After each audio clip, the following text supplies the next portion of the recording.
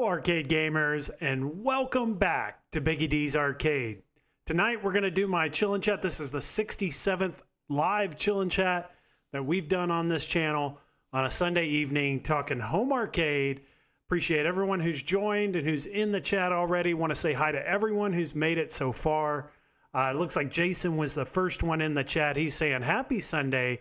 Hope your weekend was a most excellent one. And it's been a pretty good weekend. I actually got my Marvel vs. Capcom 2 cabinet put together. I've been playing that quite a bit. Did a tour also, Castles and Coasters, Castles and Coasters here in Phoenix yesterday. Go check that out. It's a full tour of their arcade, and I played quite a bit of pinball there yesterday. Had a good time. Kelvin Wong's in the chat. Good to see you. Carlo as well. He's saying hi all. Good to see you, Carlo. Glad you made it this evening. Hobby Monster. Evening, everyone. Good to see you, Hobby Monster. Ted Adam Green. Hi all. Jim, the Pacers fan. Good to see you, Jim. Got my Mavericks jersey on here. Last I checked, we were down 9 at the end of the third, so it's not looking too good tonight. We'll see if they can pull out a win away from home tonight, or they got to head back to Dallas. Ritual Dello is here. Sup, party people. Good to see you, Ritual Dello. Dr. Z, it was cool that Arcade1up got an IGN to interview them. I think so, too. I think this is big news. I think this is really good for the company. This is what we've been asking for, is for them to be on location at these conventions, showing off their product, generating buzz around their brand. And they did exactly that this weekend. So right now, last I checked, that video had maybe 8,000-9,000 views, but I'm sure by Monday that'll have like 50,000 views, and that's really good publicity for Arcade1up right now. They need it. GG's here. He's saying hi, everyone. Good to see you, GG. Marine 50 evening. Good evening programs. Good to see you, Marine 50. Glad you're in the chat already. And Goofyfoot as well. He's saying hello, Biggie. Good to see you, Goofyfoot. So let's go ahead and get into tonight's subjects. I want to start with Arcade1up. We've had very little to talk about with them over the last month or two, but that kind of all changed this weekend with, like I said, and what we've already mentioned, this IGN interview. They're at the Summer Game Fest right now, which will actually be going through tomorrow in Los Angeles, and they've got a bunch of cabinets there that they're showing off. I've started a poll as well, guys, so if you guys want to put your input in there and let us know, do you feel better about the company now? Yes, no, or maybe. Maybe meaning I need to see more, but I need to see more from them. So like maybe this is nice, you like that they're there, but you just need to see them at more of these types of conventions, or maybe release a new product for you to be excited about them or feel better about them now. Vic Vicious 75's here. He thinks when John D departed, 1UP died. And I want to get into that because the direction they've gone now, and it seems like the staff and people they have on board now are, different. They don't have the same mindset that John did. I don't think they're as big into the arcade scene as John was. And that kind of shows, in some of the things that they say and do. And we'll go through this video tonight and kind of analyze it and react to it and gather what we can from it. So let's start here. Summer Game Fest. This is in Los Angeles every year. This one is going on. It started Friday, the 7th, and then it's going to go through tomorrow, the 10th. And it looks like Arcade1up does have a booth there, but it's not, they're not on the website. They're not one of the sponsors of this event. I think maybe what they've done is they've kind of latched on to what Capcom was doing, kind of what they've done at EVO in the past, where they reach out to Capcom and they ask them, can we have a presence at your booth? That way we can show off Street Fighter and these other Capcom games. And then they can bring some other cabinets as well. We've seen this before in the past, and it looks like they're doing that again. They're in the Capcom area, and they just have their own booth right there next door. Ritual Delos here as well. He says the people left at 1UP do not understand gaming history. They are in gloom and doom mode right now. Well, we'll see. Let's take a look here at this video. Let's watch it. It's a few minutes. Hopefully the music doesn't copyright me, but if it does, I'll just mute that out later after the stream. But if you guys are here live, you'll be able to hear it. So let's go ahead and take a look at this. So this here is the listing for it. So if you guys want to check it out, Arcade1up booth tour, IGN Live 2024. When I had pulled this 6 hours ago, they had 5.5 thousand views. It's off to a decent start. But like I said, I think this is going to give them some pretty good publicity. It's only 3 minutes long, so let's take a look at it.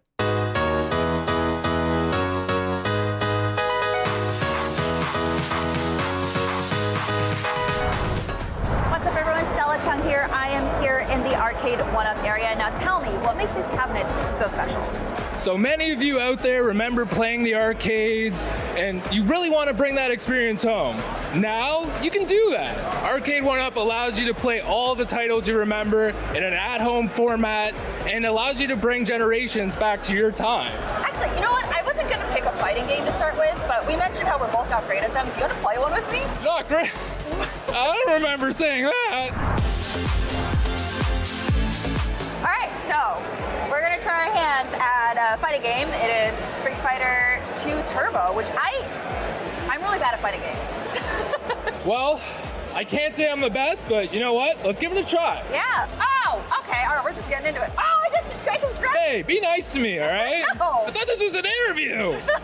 I think she lied, okay? She knows how to play. No, she owns the machine. No, it's because of the labels. That's what's helping me. We have brought these games for live ability. You can play with other people. You can connect with other people. We have other machines here that showcase that same ability. Okay. So some of them are leaderboards. So for someone like yourself who prefers a Pac-Man, you can still be competitive with it. Go and showcase the world that you're the best Pac-Man player. Ooh, okay, so it shows you the leaderboard in the world? It does, yeah. So for all the machines out there, you're gonna see who's really scoring amongst the top. You can also have a local leaderboard, so if you're a competitive family and you wanna see who's really gonna do the dishes tonight, that's an opportunity as well. Yeah. Okay, so I was never good at fighting games, and I always played things like Pac-Man. So I see that you have here, you said this also has the live function as well. Yep, so different leaderboard functions. Yeah, okay. Well, now I can't be bad at Miss Pac-Man, but I might, so all right. We are recording you saying that, Right, yeah. so we're gonna hold you to your ability at Miss Pac-Man here today. Is she global leaderboard potential? I think this is the opportunity to find out. Do I have time to eat them? No! Okay, I thought I had time. Okay. See, I said I could. I can't be bad at this. That's why you have multiple tries. Yeah. Arcade1up did not become the 4th largest brand in gaming from nothing, okay? Clearly she knows more about arcades than I do, so Yeah. there's not much else, right? Yeah. Come check out the Arcade1up area and see if you can beat my very low score on this Pac-Man. Yeah, or take her on Street Fighter. She may throw a couple jabs at you physically, but you know what? What is arcade gaming if you don't do that, right? It's a part of the fun, it's a part of the nostalgia.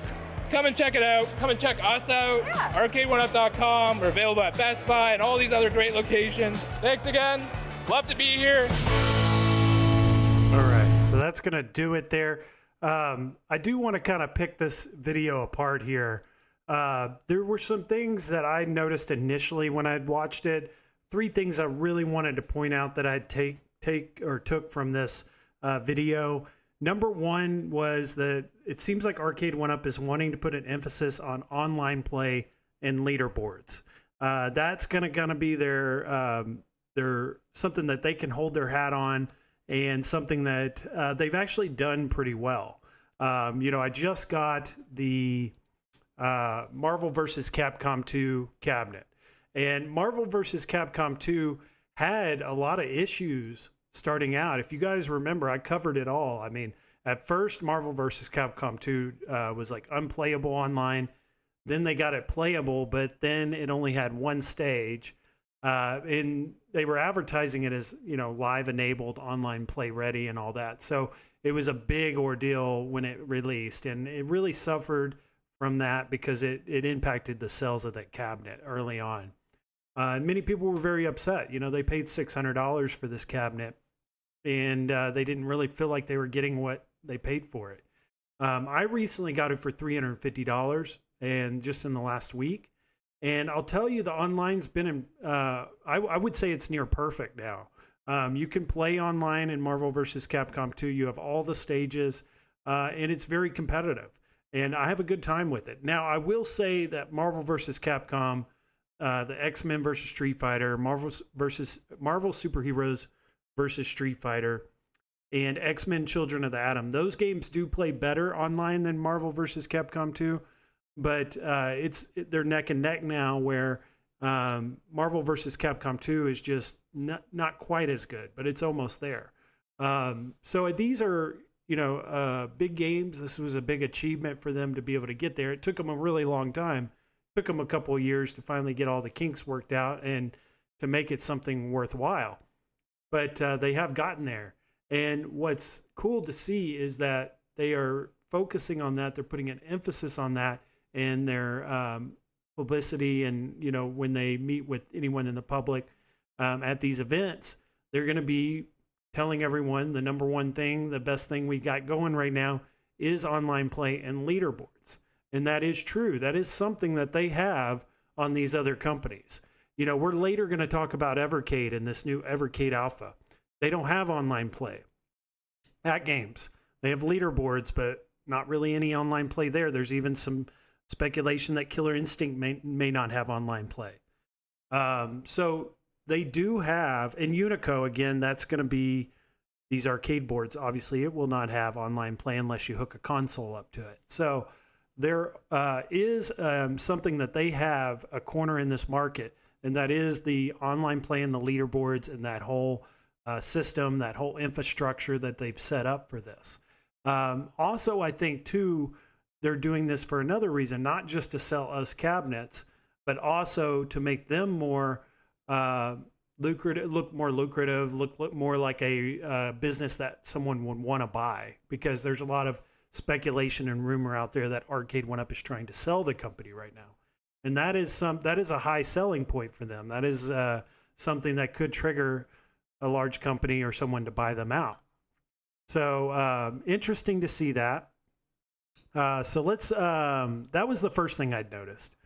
The second thing I'd noticed is he had said something about them being the fourth largest brand in gaming, or the fourth largest company in gaming. And that I don't have any evidence of. I don't know where they're getting that information from, what they're basing it off of. So I don't really have much reaction to that comment, because I don't know the details or where they got that information from. But from what I heard, he's saying they're the fourth largest company or brand in gaming, which that may be units sold. That may be revenue off of games that they've sold over their time as a company or something. I don't know. Well, if they did community type events where they came on streams like this, or they spoke with people within our community at these events, like if we had someone at Summer Game Fest that was in our community, like B Kong, or someone that could have pressed him and asked him, what does that mean? Maybe we could have gotten that information. But hopefully in the future, if they continue to say that, we'll learn what that means and what that is based off of. The third thing I took from it is they're making an emphasis on Arcade1up being sold at Best Buy and many other retailers. So, but they emphasize Best Buy. They didn't say the other retailers, but they did say Best Buy word for word. So that leads me to believe they have a good relationship with them, and we're expecting Best Buy before the holiday season to buy a bunch more cabinets and sell a bunch more of their line of cabinets. That's what I take from it. Now, again, IGN didn't press them or ask them, questions on this, on what they were saying or what that meant. So we have to kind of take our own idea of what they meant by that and go with that. But maybe we'll get some clarification in the future. So 3 things. Online play leaderboards. They're obviously emphasizing that. They're obviously emphasizing somehow that they're the fourth largest company or brand in gaming right now. And then 3, they're available at Best Buy and many other locations. I actually talked to PD7 today about it, because I was curious what he thought by that fourth largest company in gaming. He thought maybe it had something to do with the units sold. And, those top 3 are obviously going to be Sony, Microsoft, Nintendo, you know, would Arcade1up be number 4? Is that even possible to say that? So we'll see. Hopefully we can get that question answered. We've got some chats here that came through. Arcade1up and chill. Dr. Z's here. Good to see you, Dr. Z. Carlo says she has a delicate touch on the stick. She definitely did. She was not playing it how we normally play it, where we're really hitting that stick, almost breaking it, trying to play Pac-Man. Mike Hawkert says, happy Sunday. Did they feature any cabs that were less than a year old? Yeah, and that's the thing. They don't have any new cabs. Actually, the newest cabs, Time Crisis, Fast and the Furious, I don't think we saw in this video. Maybe Fast and the Furious was in there. We'll go through it and find out. Intel Max Multi-Rotors says, it's so funny how much the cab shook when they played it. Yes, absolutely hilarious watching Marvel vs. Capcom 2 when they're playing it, which is very strange because my MVC2 cabinet I just got, it had a rock to it when I first put it together. But you know how the Arcade1ups, they come with like those foam inserts, right? Those like protective foam inserts for all the corners of the box. Well, I just cut one of those up, put it up under the riser where it was rocking, and now it's completely stable. So that's probably what it was. It was on like an uneven surface, and they didn't go in and try to correct that. But I'll tell you guys, and I learned this from Arcade1up. There's a channel out there. He actually had a video today, I think, but he may come into the chat later. Arcade1up channel. I can't remember right off the top of my head what it's called. But he actually uses the Arcade1up logo in his avatar. But he had actually brought up the idea of the foam inserts, and those are great for reuse and making your cabinet more stable. Because if you have like a little area under there where it's rocking or it's moving, there's a little bit of a space under that riser. You can slide one of those foam inserts right under that corner, and it'll be perfect. It won't move at all. So I don't think that's due to the cabinet. That's probably due to where they put it and not fixing that. Rich Wildella says Marvel vs. Capcom 2 still plays poorly online. It's better, but not where it should be. And I see what you're saying. Like I'd said, it's not as good. Like if I go in and I play Marvel vs. Capcom 1, there's a noticeable difference between 1 and 2. 1 definitely does play more fluid, more solid, more smooth than Marvel vs. Capcom 2 does. But it is still definitely a lot of fun online with 2, but not as good. Carlo says Sony, Xbox, Nintendo, then Arcade1up, LOL. Right. How are they going to say that? You know, maybe we can get that answer. Dr. Z says 4th biggest in hardware sales, which makes sense given each cab is a unit. Rich Waldello says that's coming from a company that writes their own financial reports without showing a balance sheet, just stating sold revenue, but no cost analysis. Toxins here, I've been seeing his videos, your shorts on the X-Men 97. I've been watching those because I just got the MVC2, basically the same cab except for some cosmetic stuff. So I was always interested to see the differences. And I've been watching Toxin on his new X-Men 97 cab he just got. He said, are they really the 4th largest? Yeah, and I don't think they are. We're going to have to press them on that and get them to answer that for us. Or maybe it was a mistake he said it in the first place. And let's keep in mind who this is, guys. We kind of learned a little more from this video. Robert Pellerin is his name. I've seen him before. They did a Star Wars convention in Los Angeles maybe 6 months ago, and they had a bunch of Star Wars pinballs. And I remember him being there and being a real outspoken, you know, kind of funny guy that worked for Arcade1up, but I didn't really know who he was until I saw this video. Evidently now he's the director of public relations at Arcade1up. And it was funny in the thumbnail, they don't say Arcade1up, they say 1UP Arcade. So I think that was IGN's fault. That was a typo on their end, but they said he was director of public relations at 1UP Arcade. So does that mean that was a typo, or is Arcade1up changing their name now to kind of get away from what they had when John was there? We'll see. So let's look here at this video. So it starts here, and I thought this was interesting. It says scan to buy arcade starting at $2.99. So they do have the $299 cabinets at Walmart. That's their classic line.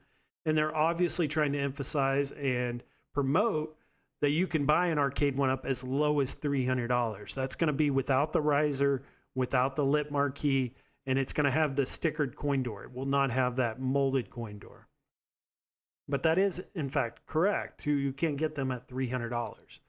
I thought this was interesting that they had the Street Fighter Shinku Hadouken there, Shinku Hadouken, not the HS5. I thought the HS5 would be the one to show off there.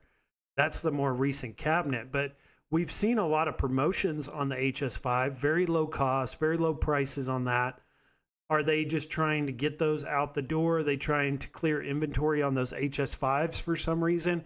And they're going to go back to this form, this design that they had with the Shinku Hadouken.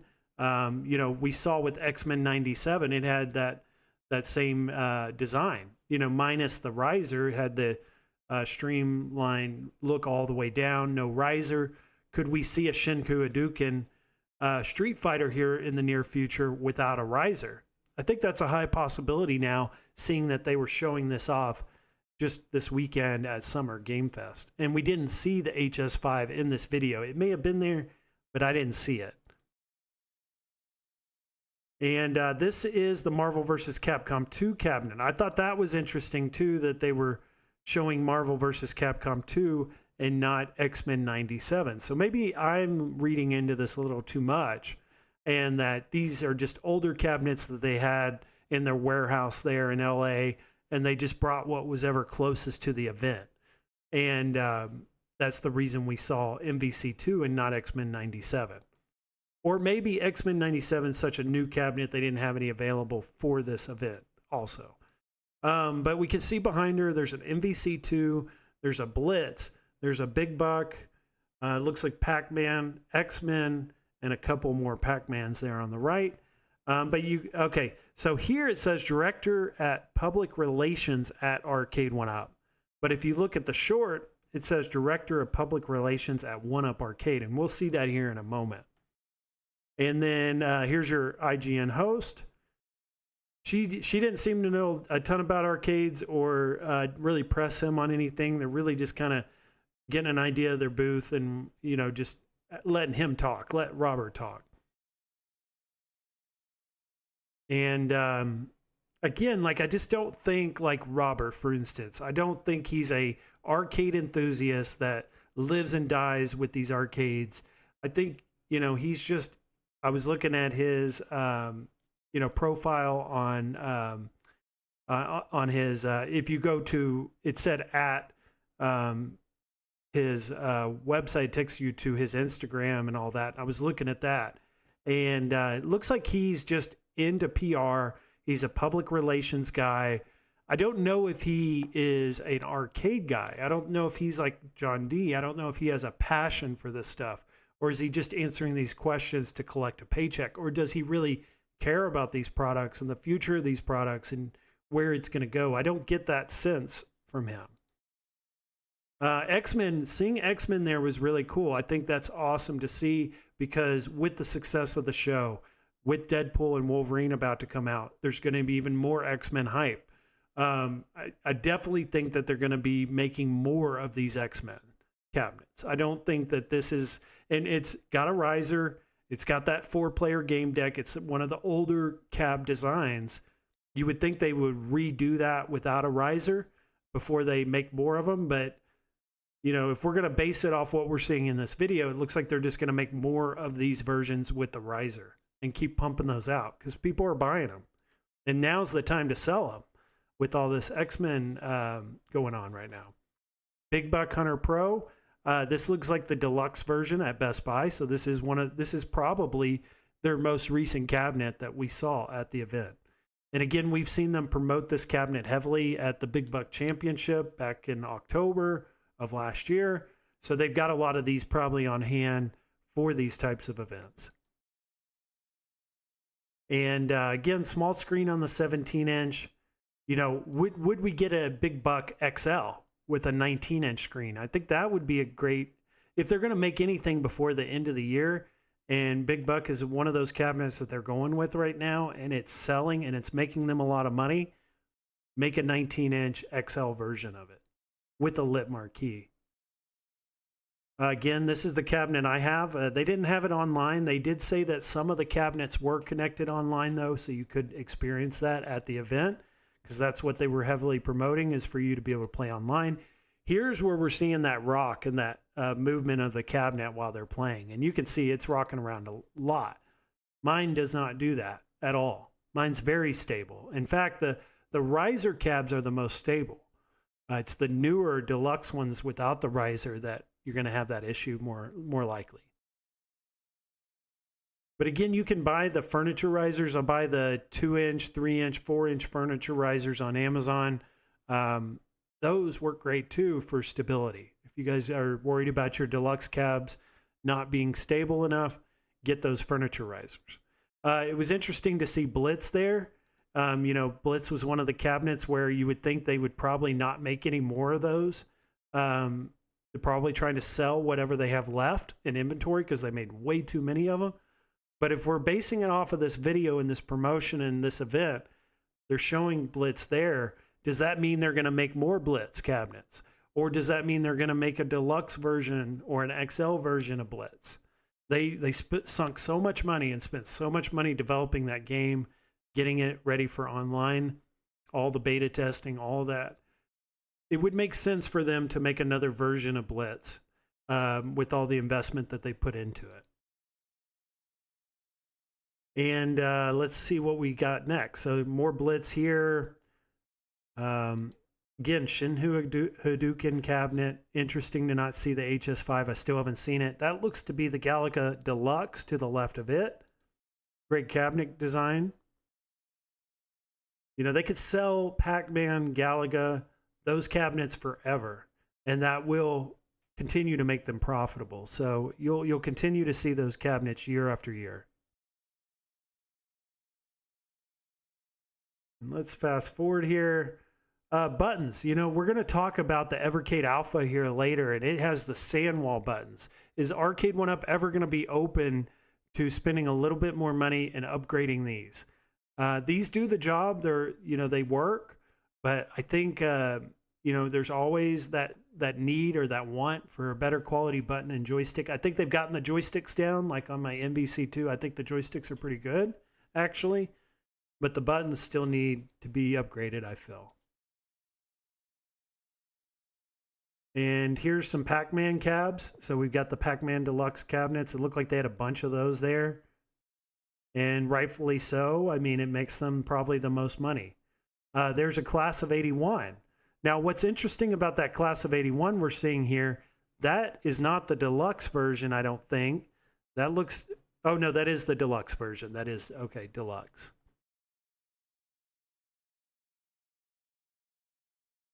And let's see. Okay, so we're just looking at the same cabinets. So I don't think that there are any other cabinets there that we haven't seen already. They're showing the wireless setup here on how to set up your leaderboards. Now, I wanted to comment on this because I have the Miss Pac-Man behind me here that you can see. And I'll connect it to online. And maybe if I play it that same day or maybe early the next day, it'll still be connected online. But if I don't, like let's say that I don't, right? And I don't play it for a couple days, and then I go back to it to play it again, the online is no longer connected. I have to go back in, I have to put in my Wi-Fi password, I have to search for my Wi-Fi connection and all that. And it takes 2 or 3 minutes, maybe longer, for me to connect it back online. And that's so annoying to me. It almost makes me not want to go play Miss Pac-Man because I know I'm going to have to go through that process of connecting it back online for it to read my my score for the leaderboards. So I don't like that. Also, I have a volume issue on mine where sometimes I'll turn it on and I can't adjust the volume at all. And then I'll turn it off, turn it back on. Maybe the volume won't adjust. And then maybe that next time I turn it on, it'll work again. So I've got all kinds of issues like volume, Wi-Fi not working on Pac-Man. So interesting to see that they're promoting this. Hopefully they can fix that. if other people are having that same issue as I am. And I thought that was a Galaga Deluxe. That's a class of 81. But there may be a Galaga Deluxe there. So it doesn't look like there's much more as far as cabinets here that I'm seeing. Oh, here we go. There's one we hadn't seen yet. That's that Wheel of Fortune. Casinocade. And there's a lot of people out there that would buy the Wheel of Fortune Casinocade if it was like $300 or less. People aren't going to be paying $500 for this. If they expect to go into the end of this year, into the holiday season, making a bunch more Wheel of Fortune Casinocades at $500, I think that would be a mistake. I think what you need to do is you need to sell these Casinocades off at $300 or less. And then if you're going to keep doing Wheel of Fortune, redesign it with a bigger touch screen for the main screen. And maybe that would do it. Maybe that would be enough to do it. I also have heard a lot of complaints about it has to be connected online for you to be able to play it. I think that would be something they would also have to resolve. If someone cannot play without Wi-Fi or without an internet connection, that's never good. You're taking a lot of people out of the potential for buying your cabinet, because some people live out in the country, some people have unstable internet connections, you know, whatever the reason may be. Especially older people that are buying Wheel of Fortune, they're not tech savvy. They don't know, you know, internet and how it works when they're 70 years old. So I don't think you should make your Wheel of Fortune Casinocade have to be online in order for it to be playable. But this looks to be, from what I'm taking from this video, is that we're likely probably not going to get anything new by the end of the year. It looks like they're planning and making a plan in place to kind of either produce and make more of cabinets we've already seen in the exact same form and design we've already seen, which we expected this year because low cost, high reward. They're going to take the cabinets that they've sold the most, they're going to make more of them, and they're going to sell more of those cabinets. And they're also going to try and look as profitable as possible for a potential buyer. We knew that going into this year, and we're seeing it all play out right now. But at least they're trying. You know, there was so much discussion and criticism of Arcade1up because they weren't even trying. They weren't even doing really much of anything except for sitting in their office and making Instagram videos and that don't really connect with the community and us. And now we're actually seeing them do something that we've been asking and something we've been wanting to see. I was watching James Hates Everything stream last night. And again, he's brought this up multiple times, is having Arcade1up at these conventions, showing off your product, having a bunch of cabinets there for people to play, having a representative of the company there to answer questions, be in videos, and be happy to be there. And we saw that this weekend, and it was unexpected. We didn't even know this was coming. So it is good to finally see some life out of this company. And I'd put a poll here up because I was interested. Arcade1up had a booth at Game Fest 2024. Do you feel better about the company now? Interesting to see these results. Yes is only 5% right now. No is 69%. So overwhelmingly no's right now. It does not matter that they've done this. They don't feel any better about the future or where Arcade1up is going. Doesn't make any difference to them this after what they've seen this weekend. Now, 26% say maybe, but I need to see more. And I think I fall in that category. I fall into the maybe I need to see more category, where this is really positive. It's good publicity. It is good to see them finally doing something, but we still need to see like a new cabinet or a redesign of another cabinet that they brought out in the past to really see some life out of them. Because that, I think, is a real indication that they are actually reinvesting in their company. Right now, they're just kind of riding that wave. They've done all this work. They've had all this success from John D. and what he created, and they're just continuing to ride that wave and make as much money as possible what they've already done. That's all we've seen. So something new. We'd like to see something new from them.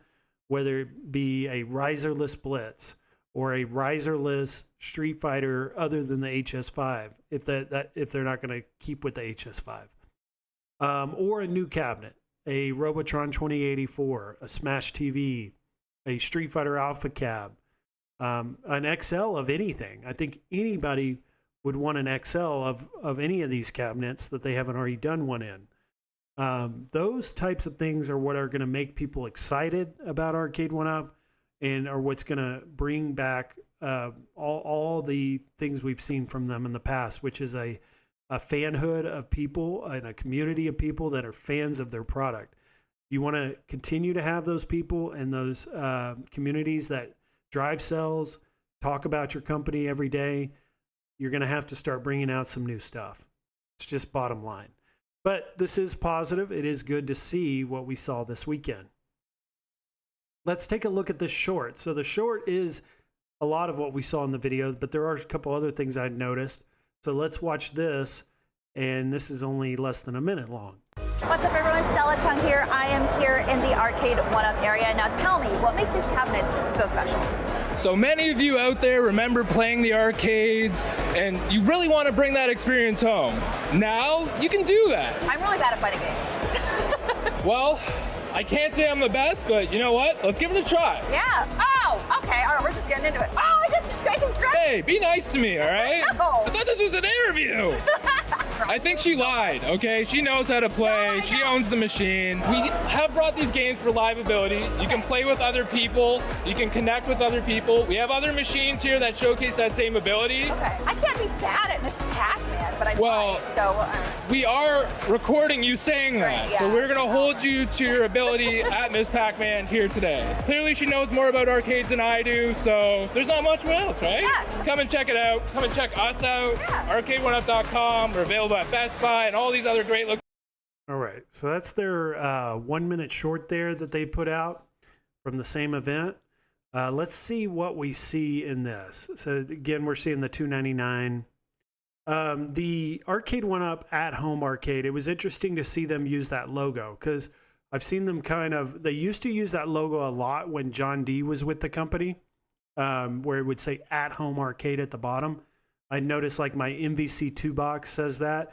But then on their newer products, they weren't using that logo. They were just using the Arcade1up without the at-home arcade in it. But I noticed in this, they'd used it again. So I was probably reading into that a little bit more than I should have, but I thought maybe they were going to separate themselves from that logo, get rid of the at-home arcade. Because they do want to sell the Infinity Game Board and table. It seems like that is a huge seller for them. They make a lot of money off of it. And I thought maybe they would want to start separating themselves from the arcade brand or the arcade name. But it doesn't seem like they're going to be doing that. Says, remember playing the arcades. This is where I saw the typo where it says Director of Public Relations at 1UP Arcade. Didn't say Arcade1up. I think that was IGN who wrote that. And then this is where I'd found his social media. If you guys want to go check him out, you can use his tag there to find him. But he's got a long background in PR and public relations. And he's letting her play, just talking in the background there. Kind of just, chatting. Didn't really give us any information.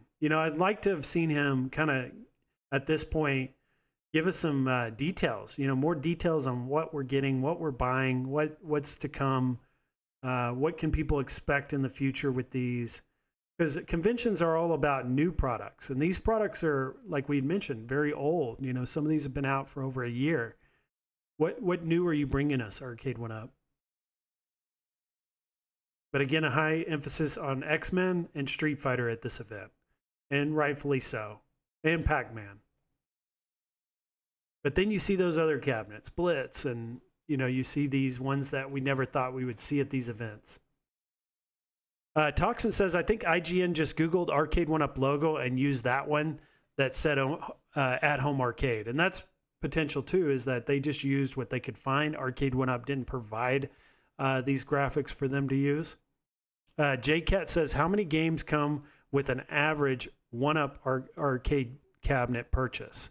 So how many games on average come on a 1UP arcade? Well, that varies greatly. You know, some cabinets have 1 game, some have 3 games, some have 10 games, 9 games.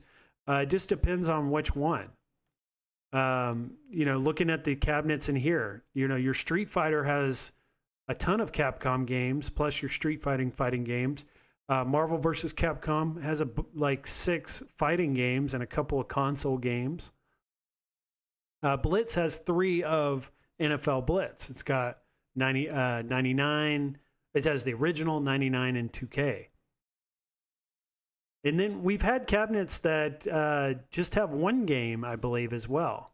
We'll go through that. That's a good question, JCat, and interesting to compare the different ones to see. Toxin says 3 to 8, usually the average, depending on the cab. Some more, some less. Yeah, not very many for the initial purchase. Yeah, with these cabinets, we're purchasing an Arcade1up cabinet for the artwork and that feeling of walking up to a cabinet and having the full package, having the marquee, the side art, the control panel matching that artwork. That's what brings back that nostalgic feeling that we get. And that's what we all want. We can play a lot of these games on almost anything, on a Raspberry Pi, on our computer. There's so many different ways that we can play these ROMs or these games, iArcade. But the reason we want to play them on these cabinets is because it all matches and it gives us that arcade experience. Like if we were to walk into a real arcade but have it in our home. So let's look here too. And this is another Arcade1up topic I wanted to discuss because I'd mentioned this before in the past is one way that Arcade1up can grow their company would be to branch out and sell more to the commercial environment or the business, like the companies that want to have their units in their business. You know, they have a waiting room. People are just sitting around wasting time waiting on something. Why not have an arcade in your lobby or your waiting room for people to play? And some people would question, you know, these aren't good enough quality or they're not going to hold up long enough for us to want to invest in these for public use or commercial use. But I think it depends on the environment and where you're putting them. Like this, I thought was really cool. I saw on the Facebook group, Glenn's Arcade1up Facebook group. This is a car dealership where, you know, you have a car salesman, you have the buyer.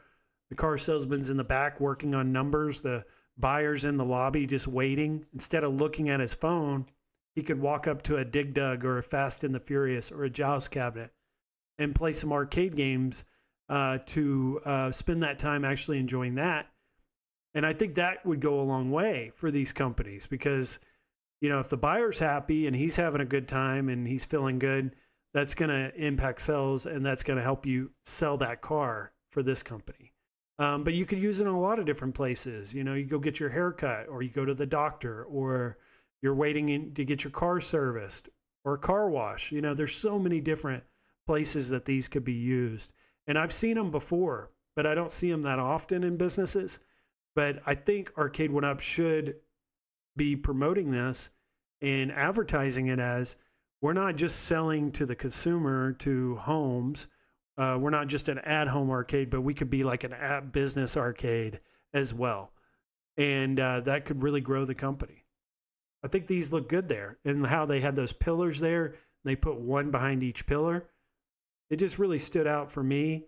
Something I wanted to share with you guys. If you hadn't seen this post already, if Arcade1up's watching, you guys should definitely be, you know, listening and looking at, you know, some of this stuff because there's a lot of potential out there, I think, for the company to sell more of their product to other buyers, not just us that have these in our home. Goofyfoot says, I have 4 cabinets that only have 2 games.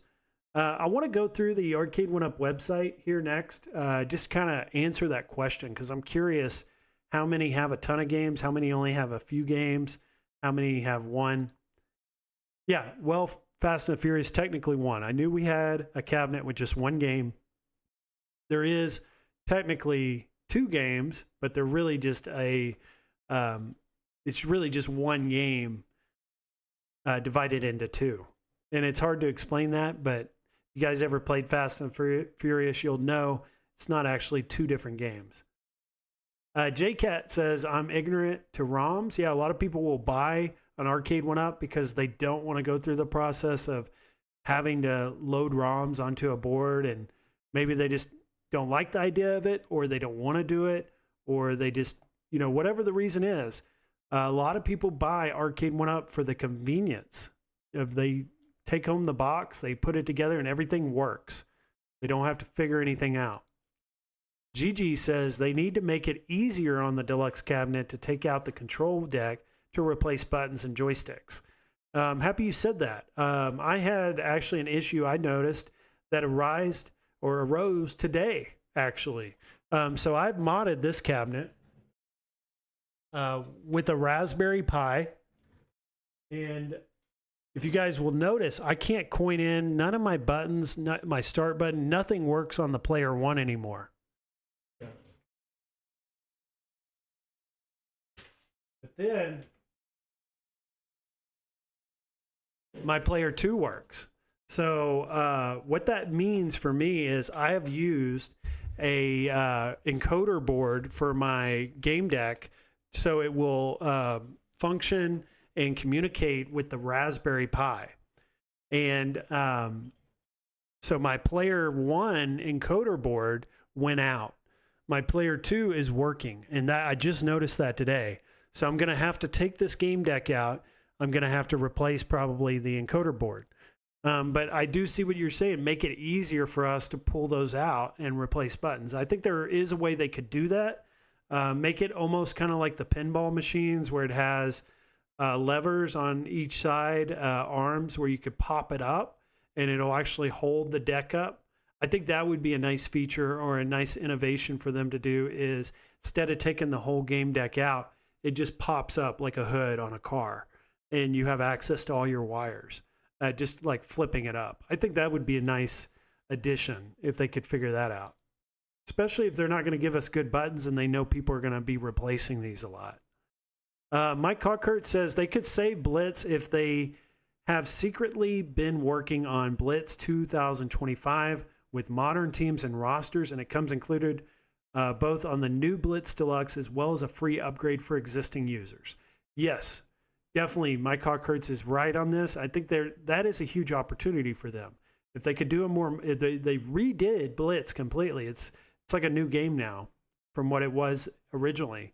Why not go with more modern players and modernize the game while you're doing that? Because you're not going to get the classic nostalgic feeling from playing Arcade1up's version of Blitz compared to the original anyways. So why not do more modern stuff? Kind of like what they're doing with the new NBA Superstars, the new NBA Jam. Could Arcade1up get into that and make a XL version or a Pro Edition NBA Jam with NBA Superstars on it as well? And could they come out with a new Blitz and have a brand new Blitz on there as well? I think that would be really cool also. So just throwing out some ideas there, guys. I just got a bunch of calls from my dad and text messages just now. And I know he's watching the Mavs, and I kind of see in the messages it related to the Mavs, but of course I'm in the middle of a stream. I don't want to interrupt that to look at a message. But JJ says, at Biggie D, go Mavs. Arcade1up needs to return to $300, $400 price range, and they need new cabs. The last Arcade1up that Jay bought was Tron, and probably won't get another at their current prices. I'm in the same boat. I would not have probably bought another Arcade1up at their current price range right now. In fact, all the Arcade1ups I bought in a heavy discount. That opportunity finally came back around last week when Marvel vs. Capcom 2 was at $350 at RC Willey. I was able to get Best Buy to price match that. And that's the only reason that I got another Arcade1up, was because I got it for $350. But I'm very impressed with it. I love this new Marvel vs. Capcom 2. It's actually out in my living room because I like looking at it that much. I don't want to walk into here to play it. I want it right there next to my chair and my TV so I can play it while I'm watching TV or something. And it's also online, so it has this whole online aspect to it where I can go and play competitively online, and that just adds so much more. But you're right, $300 to $400 price range. I don't know how much money they could make on a $400 MVC2 cabinet or a $400 X-Men 97 cabinet. But that's where the money is at. Kevin says, read your messages with a $2 super chat. Let's do that because Kevin super chatted. So let's see what my text message was here. And so it was my dad. Oh no, it was my mom actually. Not my dad. So didn't involve the Dallas Mavericks, but I did see JJ say go Mavs. So hopefully that means they're winning or about to win. You guys update me and let me know because I'm really worried about them. I want to see Dallas win. I actually have a Porzingis jersey as well, of all jerseys. So funny to see him in the finals right now. Let's run a super chat video for Kevin and his $2. I appreciate that. That was huge. Thank you.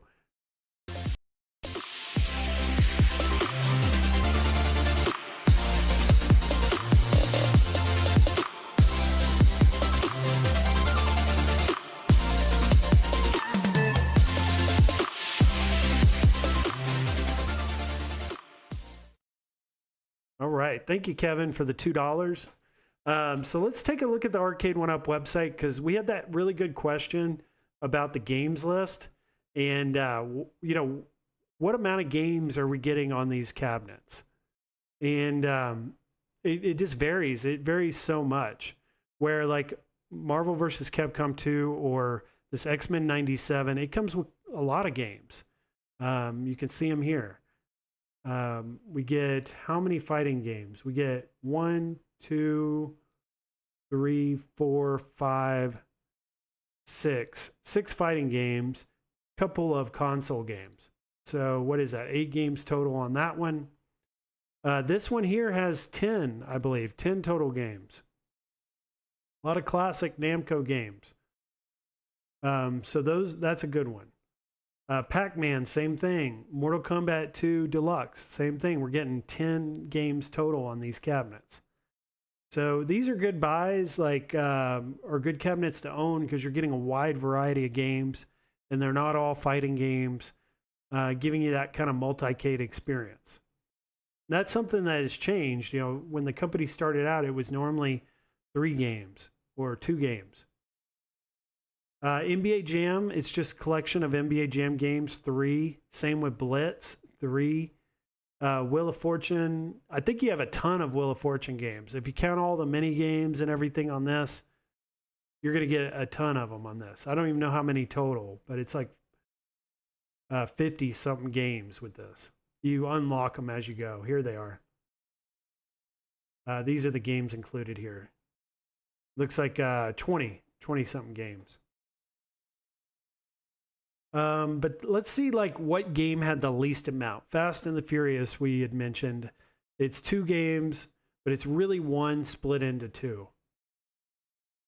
But do we have any actual cabinets that just have 1 game only? Tron, no. Tron has 2. That's another low number one. So to answer your question on that, it varies greatly. It could be anywhere from 2 games to 10. And some would argue that the 2 are really 1. Oh, here we go. T2. T2 is technically just a 1-game cabinet. It just has 1 game, and that's all there is to play on this one. And I think that's why the Buy Stuff store and the T2 mod, like the Mystery Encoder soft mod, are really popular for T2 because this was, in fact, a 1-game cabinet.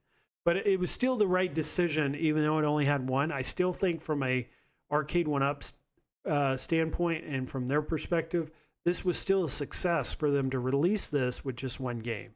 Because T2 is so iconic. It's such a, like a game that we remember from the arcades.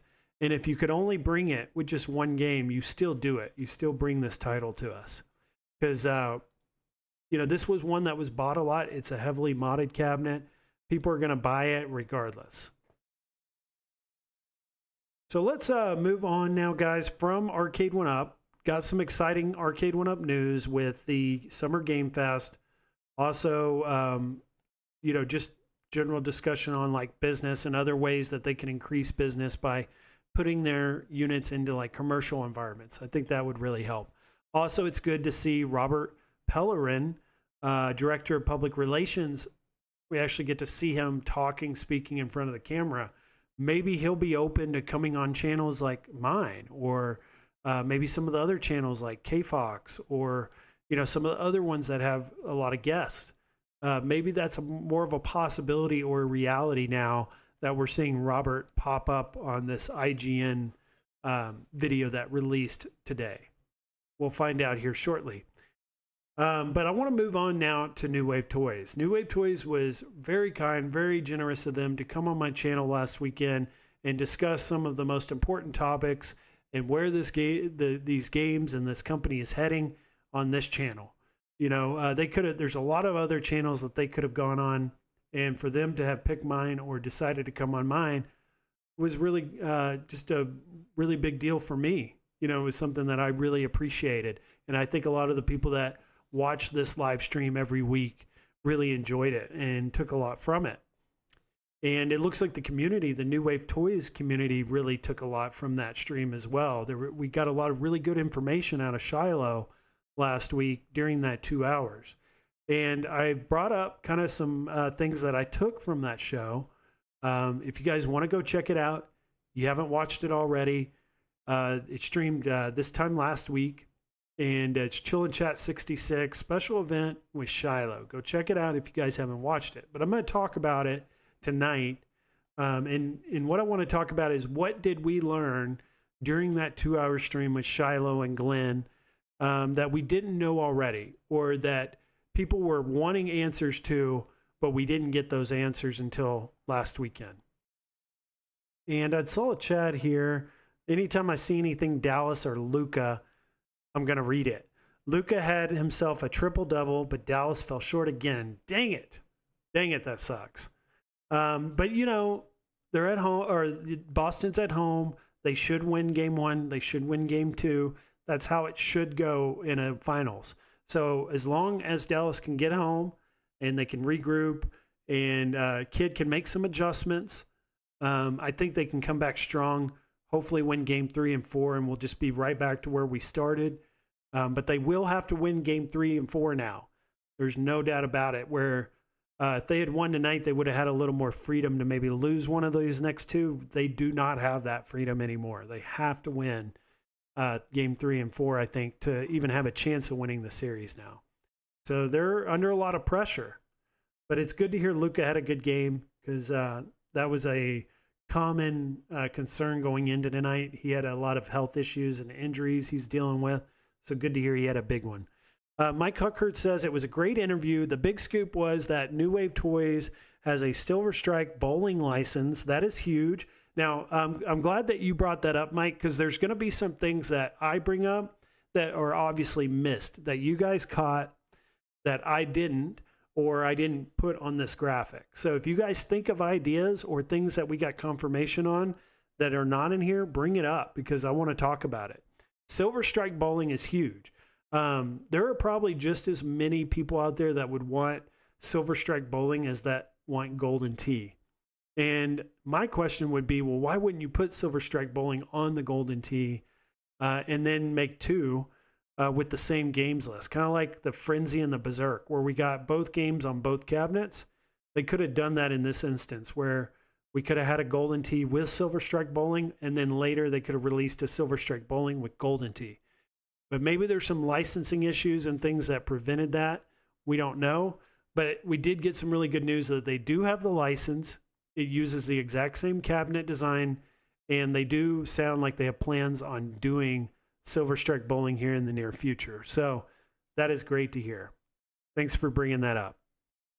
So the number one thing that I took, or what I learned from this 2 hour live stream, was that 2 new titles will be released before the end of the year. I had assumed, or kind of made up my own mind, that I didn't think we were going to see any new releases before the end of this year. I thought that this Golden Tee was going to kind of round out the rest of this year, and we would maybe get some new releases or some new things announced early 2025. Boy, was I wrong. Shiloh immediately corrected me, said, no, we've got 2 new titles coming before the end of the year. So they're really ramping up. They've got a lot coming, guys, right now. And, you know, with all the other things that they're working on, you know, they're finally getting Zoltar out. They have the pinball machine that they're working on heavily right now to try to get that ready. You know, there's a lot of other stuff that they're working on. I thought that would kind of prevent them from releasing even more, but it sounds like they're all in right now. They want to release as much as possible. And actually, they want to increase production. They want to increase the amount of cabinets that they release each year. So they're growing in big ways right now, and they're really pushing that growth. And Shiloh's behind that growth. He wants it. So that's good to hear, because that's what we want. You know, it gives us more to be excited about, more to talk about, more to, you know, plan for, you know, for building these shelfcades or these little miniature arcades in our homes. It gives us more to kind of plan out and be excited for. So I was wondering, you know, what are going to be those 2 titles?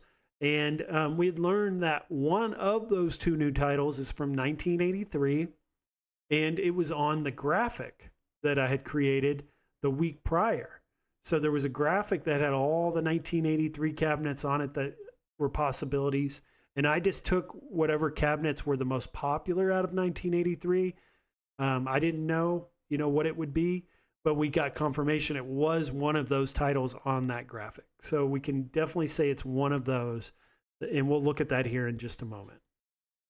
Number 3, spectate screen is coming. So there were a lot of people in the Facebook group that were asking me to ask Shiloh about this spectate screen, because they had teased it and they'd showed it off before, and people were wondering whatever happened to that. Did they just get rid of that idea altogether? Did they decide against doing it, you know, at all? There's a lot of rumors and people guessing that that could have happened, but we got confirmation that it is coming. It is indeed a product that will be released, but they're working on a new redesign for it, and they've also got a new factory that's going to make it for them. And I think the reason is they're wanting to open that screen up to where you can connect more to it. It's not going to just connect to that Replicade. You could also connect it to other things as well. Dude, Biggie never reads chats anymore. I do. I'm trying to get through this stuff, Mickey. And if I read everyone's chats, like, we'll never get through it. So I am reading these, and I will keep an eye on them, and I'll try to bring up as many as possible. But we also got to get through this stuff too. Number 4 is the Survivor Series will not be re-released. So we have the Frenzy, which is the Survivor Series cabinet that initially I was not interested in, but once I saw reviews, I was hooked. I was like, I got to get one of these. They did a really good job with the Survivor Series, and it adds a lot too, to especially these older, like 80s arcades that when you go to the arcade, they actually are beat up, they are cracked, and they do have chips on them. Why not make them look that way? Make them look as real as possible. And the Survivor Series really does that for people. And another thing to note, and something he told us, is that those will not be re-released. So if you ever see a Survivor Series in the future and you're interested in getting it and you're thinking, oh, well, I can get it later, you know, they'll make more of these. Those they will not make more of. That is it.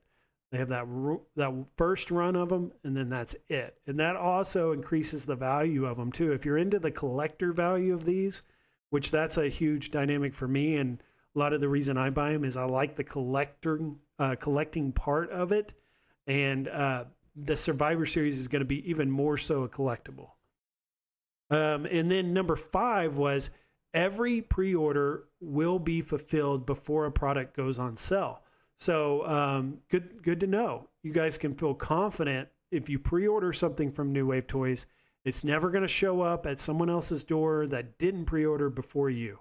You'll always get your unit before everyone else. And how they ensure that is that they make sure that every pre-order is shipped out to your home, and that those orders have been fulfilled before they ever put that cabinet and what's remaining on sale for people to buy. So that's great to hear directly from the CEO, the owner of New Wave Toys, to hear him say that from his own mouth that if you pre-order something, you are guaranteed to get it first.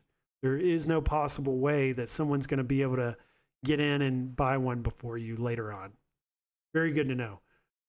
Carlo says Silver Strike, Target Toss, and Power Putt are all on Glenn's deck. Would be sweet. Absolutely. We get more of those trackball games on these Replicades. It just opens it up to even, more fun, more games to be played other than just Golden Tee. Mickey Yoon says, so please clarify, buy stuff isn't licensed. So I'm not going to talk much about buy stuff tonight. Actually, only if you guys mention it. Well, I mention it. I'm just not really big on this whole racing cabinet that they released, this Super Sprint. It's kind of ugly to me. It's very expensive. And really all it is, it's a spinner with a wheel around the spinner. And it doesn't do much for me. It may for a lot of you guys out there, but a lot of what I talk about on this channel are things that I enjoy and that I'm interested in. I'm not like a shill. I'm not going to like shill out, sit here and shill products for hours for something that I don't personally agree or think is worthwhile or worth talking about. So do I know if it's licensed or not? I don't know, but I don't think it is. Most of what Buy Stuff Store creates is something that they're doing aftermarket. These are aftermarket parts, mods. They don't have licenses. So the Super Sprint is interesting. It is a good question because it does say Super Sprint on it. Did they actually pay for a license for that title in order to do this? And I have a lot of questions, and I have concerns that it is not licensed. They're out of Canada too, so I don't think that they work under the same legal requirements and things that companies do here in the States. So they may be able to get away with some stuff like that that we wouldn't be able to here. Hollywood Polo says, how was your night? Any new games in the Jason Cade? Pixelated Traveler, he's saying Street Fighter 6 ? Would love to see some more modern street fighting games. I think those games are going to be best played on like the new AtGames 4K arcade. These widescreen, more modern HD type fighting games will play really good, I think, on the new AtGames Ultimate Legends 4K arcade that's coming out. And it's TechBuzz's fault for hyping all the full-size New Wave toys. Yeah, I agree. I mean, we kind of jumped on the bandwagon when we started hearing that. And we all hoped and wanted to see a full size, and it was a big letdown, I think, for a lot of people when we didn't get a full size.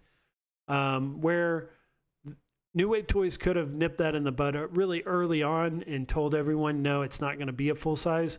But I think what it is they were actually planning on or had some designs written up for a full size cabinet, and it just never happened. But they're very close to making one. So they don't want to rule that out or tell people that's not happening because it is probably likely going to happen. Just we don't know when. And if you know what New Wave Toys is, sometimes it takes a while for some of this stuff to happen. So they're not ruling it out, which is a positive that it may come. But we also don't want to get our expectations too high because then we get let down when that's not the announcement.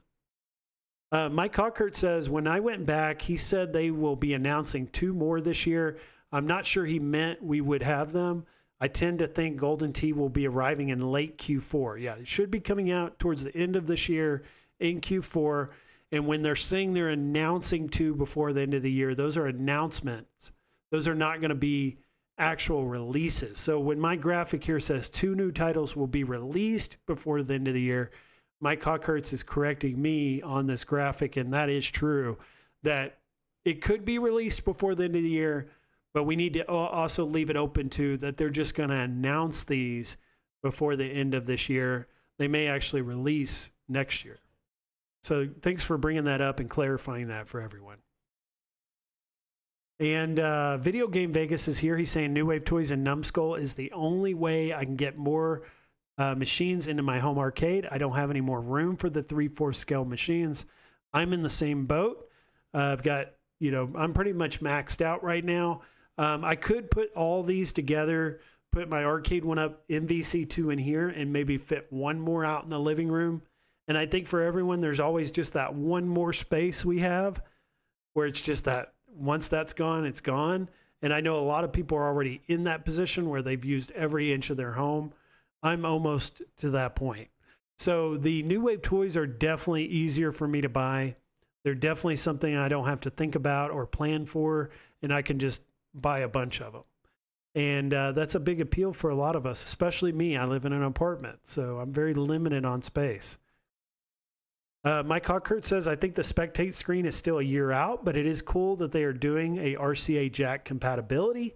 Thanks for confirming that as well, Mike, is that RCA jack compatibility. They're wanting to make it open to more uses other than just connecting it to your Replicade. And we got a bunch more chats. I got to scroll down here to get to some of these others. So you can't tell if they're being influenced. Mickey Yoon says, only thing I don't like about Net is they give every YouTuber at least one free product.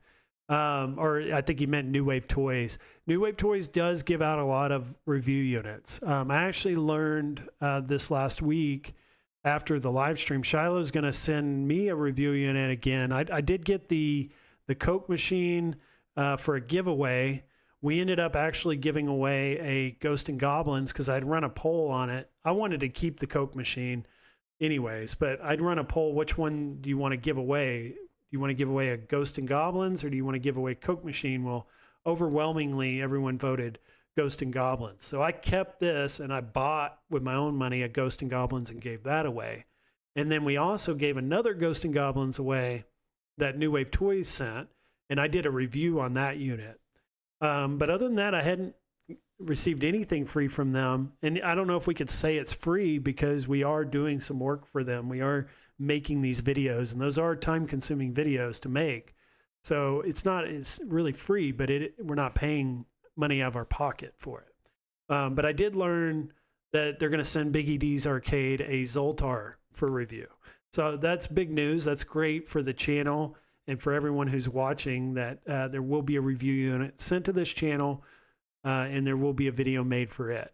And what's good about that is if you guys watched my arcade tour I did yesterday at Castles and Coasters, they have a Zoltar there. So I'm going to do the same thing I did with Frenzy. I'm going to take it up there with their permission, and I'm going to film my review there on site at the arcade with the real Zoltar behind me, if they'll let me.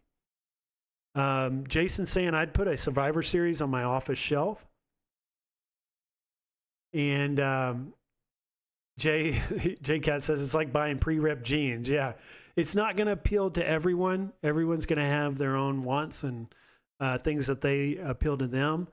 But the Survivor Series was a tough sell for me. I wasn't initially a fan of the Survivor Series. I felt like you did, J-Cat. But then I saw the reviews.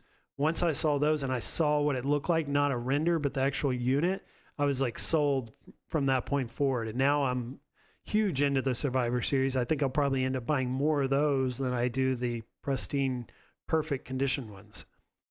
Mike Hawkert says, I already have the TV stand and the pedestal, so I'm not interested in buying the deck with 3 wheels. It is not licensed. And so he can confirm it's not licensed. And I'm interested in the hardware, not the artwork and the ROMs. Yeah, I'm not much appeal for me, not much interest from me in the Buy Stuff Store Super Sprint or whatever this game is. Just not a big fan of what they did with that. Way too expensive. Yeah, $4,000 for the full package, the full arcade. And then all the other stuff just kind of seems like it's accessories for our arcades, and they've already been putting stuff like that out, so it's not really that much new. Also, it's got that really old looking steering wheel, and I'm just not a big fan of the look of those steering wheels personally. For me, if anything, if I buy one of those, it's going to be the AtGames Legends Ultimate game deck that you put on there, and it would have to run and play really well for me to consider it. The only thing I've ever bought from Buy Stuff is a booster for my Legends Ultimate. And even though it does fit perfectly and it does work perfectly for what I need it for, the chrome trim around the outside faded. It's like a blue color now. So the chrome trim doesn't match the Legends Ultimate anymore. And that's the only thing I've ever bought from Buy Stuff. And that, went bad on me after a few months, that trim. So a little reluctant to buy anything from them. I'm definitely going to buy something again in the future, but I'm not going to be on streams and making thumbnails with Buy Stuff products. That's just not my thing. That's not what I'm excited about. And I'm not going to sit here and shill something I'm not excited about or something I personally don't want. Step says, I'm not spending 4K on that Super Sprint.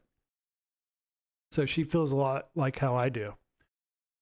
All right, so this is that graphic. Getting back onto the New Wave Toys talk, and we learned that on number 2 here, that one of the new titles is from 1983, and it is from this graphic.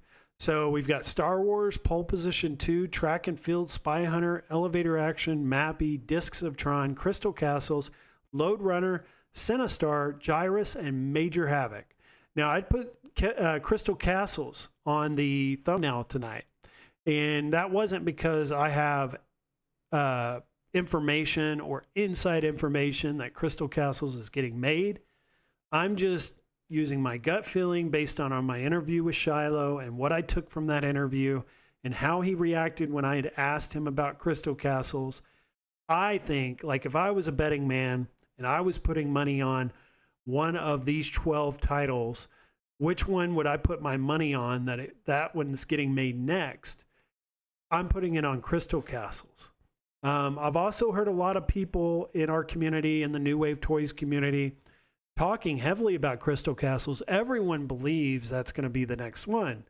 And normally when that starts to happen, when people start saying the same thing, and it's coming from a lot of different sources, a lot of different people, normally that tends to be what ends up happening.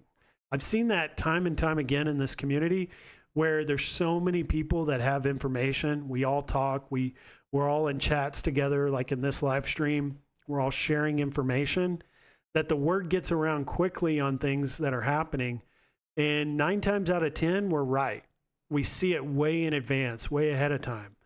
And this Crystal Castles has been one of those that have been talked about now for several months. It's been heavily speculated and rumored to be Crystal Castles. And I think that's the one. I think that's the next one we're getting. Also, Atari, the Frenzy, the Berserk was an Atari title, even though it was Stern originally. Atari owns it. So they're right off the heels of a really good release with that. And it has that Atari license. It would make sense that we get another Atari right after it if they're going the route of convenience and just the ease of putting out a next release. You would think it would be another Atari, which would leave us with the Star Wars, the Pole Position, Major Havoc. That, I think it's Crystal Castles. Also, if we're to believe that all these new Replicades are going to be coming with a game deck with the artwork of that title, and it's coming from GRS. We've already got the 3-inch trackball design for this Golden Tee.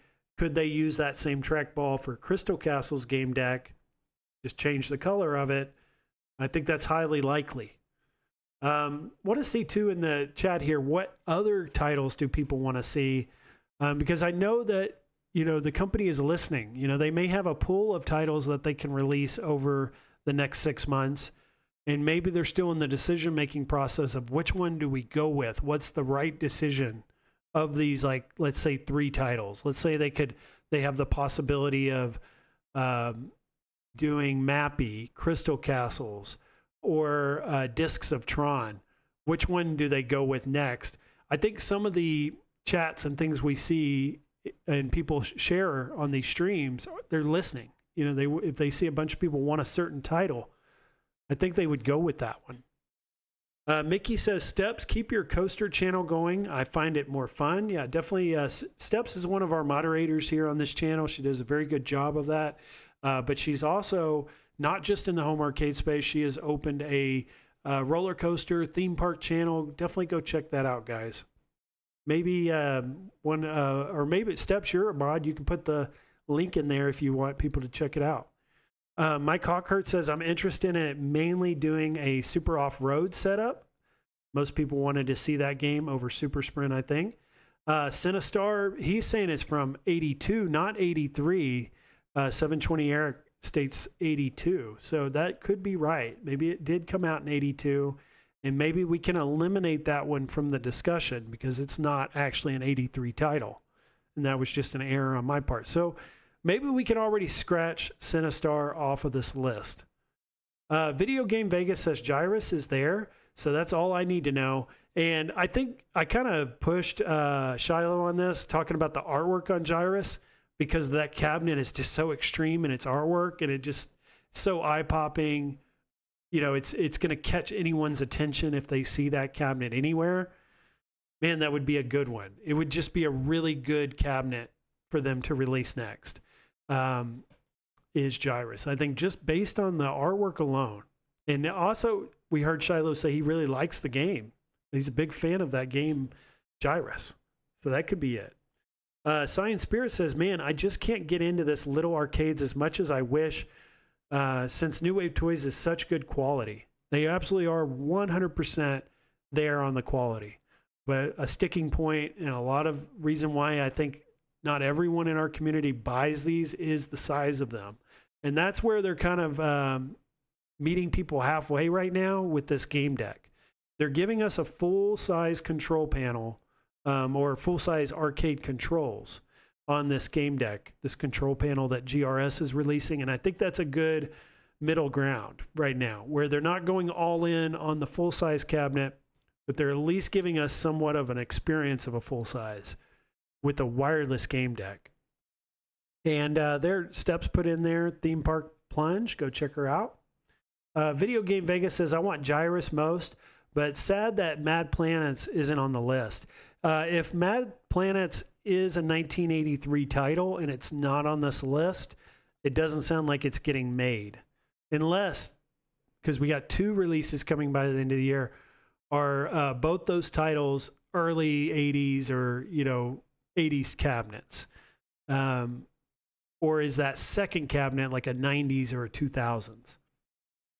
Andy's Game Room says also they could do a deal with Glenn on Crystal Castles trackball for a bundle. And that's exactly why I'm thinking Crystal Castles, is because they can basically use the same game deck, just change out the artwork and change out the color of the trackball, and you're set. You use the same technology, use the same design, and just put it into Crystal Castles. I think that would work great. AJ says most of those have special controls. Elevator Action or Mappy are the only ones with standard controls. Good point, AJ. I'm pointing that out. And that's something else too with the Sinistar. There, a ton of people want Sinistar. It is one of the most talked about after I put out this graphic. Was the Sinistar title, and it does have that 49-way joystick. But I think Glenn's on top of that. Glenn could make... Now, would the Replicate itself have a 49-way joystick? Not likely. You just have that standard joystick. But for playability, you get Glenn GRS products to create that 49-way joystick for it. And that could happen. That's another thing where, before the cabinets may not have gotten made because of design issues or controls not being possible for certain cabinets.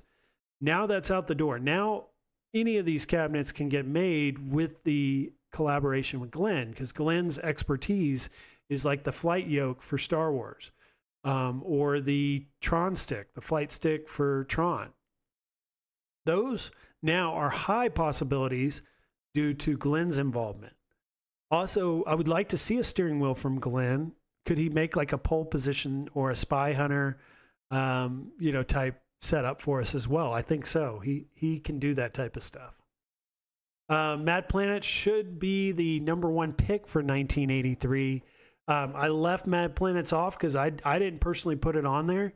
But if only one of these 2 new releases this year is from 1983, then we can eliminate Mad Planets based on that information. And Science Spirit says, I want a 50-way joystick, not a 49-way. I want 50. All right. So let's take a look here at Crystal Castles, the cabinet itself. The cabinet itself is beautiful. I think not everyone, but a lot of us can agree that this is some like really eye-catching, eye-popping artwork. It really stands up today. It's still like today, still something I think people look at and appreciate when they see this cabinet. We saw one in my video when I went to Starfighters Arcade just a couple weeks ago. They had one in almost perfect condition. So if you guys want to see what like almost a perfect condition Crystal Castles looks like, go back and look at my Frenzy review with the Starfighters tour, because they had one in that video. And it's just the marquee with this one, the way the speakers are set up and how it's rounded, and there's like that hollow area in there for those speakers. And the trackball is one of those larger size trackballs. And then it's got the artwork everywhere. It's got it on the side panels. It's got it on the waterfall deck. It's got it on the game deck, the speakers, the marquee. I mean, the artwork is everywhere. It surrounds the entire cabinet. And that is something I think that stands out for New Wave Toys. If they're going to make these cabinets, they want to make something that is a work of art. He said it himself. We make art. We make works of art. And that's what Crystal Castles is to a T. So let's look at the game deck here. It's really simple. You just got a couple buttons, one on each side, and then you've got your trackball there in the middle. And something I was thinking of too, you know, would they try to go as authentic as possible and make it look identical to what we're seeing here? I think so. But it also left me with the thought of, you know, how Glenn makes those light up trackballs now, where if you guys see behind me here, I've got the lit up trackball red right now.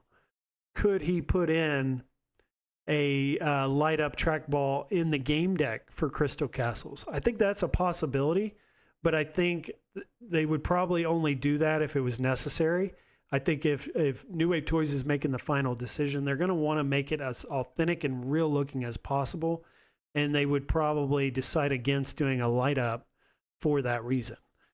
Now, I was also kind of critical of the render for the Golden Tee because of the placement of the screw holes. But looking at Crystal Castles up close here, guys, you're seeing that that was an issue with the original design on this cabinet. Where you have those screw cap covers where these were metal, smooth to the surface, but they were really close to the trackball. So was a little critical of them on that, when actually I'm seeing some of these older cabinets that was the design on those as well. So they're actually not that far from what the originals looked like on their placement for screw holes. JCat says, from I've seen, this is what you get when you think that 40 to 60 people in a YouTube chat is your prime consumer base. Yeah, that's one thing about New Wave Toys is they are highly into advertising and promoting their company on YouTube. They don't have a big marketing budget like some of these larger companies do, like Arcade1up and AtGames, where they do their marketing a little differently. They do it mostly through YouTube and word of mouth because they are a small company. They are trying to grow, but today they are still small. So, you know, maybe in the future we will see commercials, or we'll see them more at like these conventions and these events on, you know, IGN interviews, things like that, but they're just not there yet. So their consumer base really is the YouTube fans, the fans on Facebook, or fans on Reddit. That's really their market right there, and who they're driving sales to are those people. Mickey Yoon says $400 for the Glenn trackball and Golden Tee is just too much money. It is high.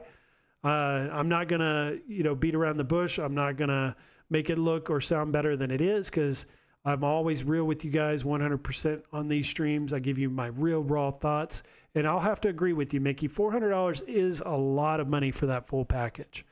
But for some people, you know, the money is not an issue. You know, they want the quality. The quality's there. We know it's there. So you don't have to second guess that. You are going to get what you pay for. We know that from New Wave Toys. Even if the prices are high, We know the quality is there to back it up every time. Video Game Vegas says, what about a Super Sprint by New Wave Toys? You never know. That could be a possibility. Seeing like a 3, like an off-road or a Super Sprint on a Replicade would be kind of cool. It'd be interesting to see, could they ever make that happen?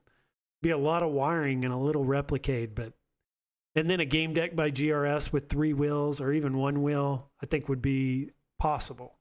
Video Game Vegas says Crystal Castles is beautiful and that light up red trackball. If they do, we'll see if they do a light up trackball. It would be nice if they could make that happen, but we'll see what they end up making. Steps Gaming says the cab silhouette matches Sinistar, so it's likely that, but I was thinking it'll be Crystal Castles. Seems overdue. I think we are going to be waiting though. Now, I like that you brought that up, Steps, about these silhouettes, because Rexer Show is confident that the next one is Tapper. If we're going to go based on the silhouettes, which they've always used those in the past, then it could be Sinistar or it could be Tapper. But maybe for once in their life or once in the life of the company, they're going to go away from the silhouettes and they're going to kind of throw us off for once. I think that could be happening too. I don't think that they're going to make every single release a silhouette. I think they're going to throw us a curveball every once in a while, and they're going to release something that we're not expecting. And I think that's happening right now. If they were that about us knowing in advance what's coming, they could just stick to the silhouette thing that they're doing. Or Shiloh could have just come on last Sunday and told us what the next cabinet is. And they're not doing that. They're building anticipation right now.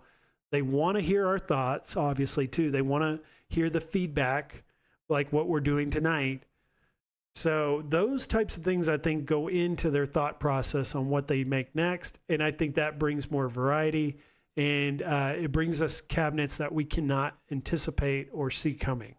I think that's more exciting for us. Step says, I didn't say it's a winner, LOL. I was thinking the longest time is about time for Crystal Castles. Jason says, but they also don't shy away from making cabs with limited side art like Ghost and Goblins. Very true. Like we're getting very limited artwork on the Golden Tee. Hardly anything on those side panels. Mike Hawkert says, besides Silver Strike, the trackball game I'm most interested in is the Irritating Maze, which is a total gem. I've never even heard of that game. I'll have to look that up later on. Thanks for that suggestion. Video Game Vegas says, if it's a work of art, New Wave Toys wants to do it, then we need to see Wacko, Cosmic Adventure, and Scramble, Battlezone, Omega Race, and of course Gyrus. Those are all good suggestions there. Hopefully they're listening to some of those. Come on, Biggie, beat around the bush, Kevin says. Rexer is wrong again. We'll see. He's 100% on Tapper. He thinks that's the next one. I didn't see his stream prior to our stream with Shiloh, or I would have pressed him more on that. I didn't watch Rexer's stream till after to find out. I saw all you guys talking about Tapper in the chat. I had no clue what you guys were talking about at the time. It's likely not Mad Planets, but Goofy wants to see Mad Planets. All right, so let's look here at New Wave Toys website and just see what's going on there. We've got 6 days left on this pre-order to use 20% off code GOLDEN35. If you guys pre-order one of these, you're looking at a ship date of Q4 2024, so we're still 6 months out or so before you're going to get your cabinet. So just know that you are pre-ordering 6 months out, but we heard from the man himself, you will get yours first. There is no scenario or any situation where someone else will get yours before you. The pre-order is guaranteed to come to you first. So if you're into making reviews, or you just want to make a video of it, or you want to share it on Facebook, something like that, you will get the first opportunity if you pre-order one of these. I also like the fact of how they've added this standard edition. If you guys know me, I'm big in like the classic cab that Arcade1up puts out. I like how they're offering that lower price or that lower tier version. And it's good to see New Wave Toys following that same business model and giving us more options and lower priced availability like this, $199 with 20% off. You're looking at $160. That's what we've been paying for a New Wave toys over the last year or two. You can get a Golden Tee for that same price right now, $160, and you're getting a trackball game on a Replicade with it's almost like two marquees. You get the Golden Tee 3D marquee, and then you get the Incredible Technologies marquee right there under it. That lights up. You can't see it in this render, but we saw it in that video last week that lights up as well. So this is a unique one. It's offering some things we have not seen. Again, we talked about with New Wave Toys how they're advancing and they're bringing us new features and options and things we haven't seen on previous cabinets on new ones. This is, no different. This one's going to have a lot of new with it that we haven't seen before. Berserk. Now, guys, we had talked. There was less than 100 on Sunday. We're a week later. They sent out an email this week saying they only had a few, or like 50 left in stock. When I had started this stream, there were 4 left in stock. Live on air right now, there's 3 left in stock. So if there's anyone watching and you wanted to get Berserk, this is your last opportunity to get it. There could potentially even be 3 people in the stream that buy these 3 tonight and they're gone. That's it. So, and they're not bringing Berserk back. He said they did bring it back this one second go around because they wanted to sell some more. They wanted to produce some more of these, but that's it. After these are gone, there are no more Berserk cabinets. And he said it. So don't think that you can get one later. If you do, it'll be on eBay. It'll be secondhand, and you probably will pay more for it later on. Coca-Cola vending machine is still available. It looks like they have, they say limited quantities. Don't know how many of these are left, but they do seem to have quite a few of those. Need extra coins. Slurp Cup, I think that was a good idea for those people that want some more coins. We talked about the speakers on these little boom boxes. The sound is incredible on these, and sounds incredible on the Replicades as well. These light up black light carpets are really cool. I think that's a good idea. The posters. Here's that Zoltar. Zoltar is officially Q4 2023 on the website long time ago, but it is officially coming now. It's on the truck. It's being shipped to them right now, and those should be going out to the customers here very soon. So Zoltar is about to really heat up. We're going to be seeing a lot of videos, a lot of content on YouTube about Zoltar Speaks coming very soon, including my channel. I'll be doing a review as well.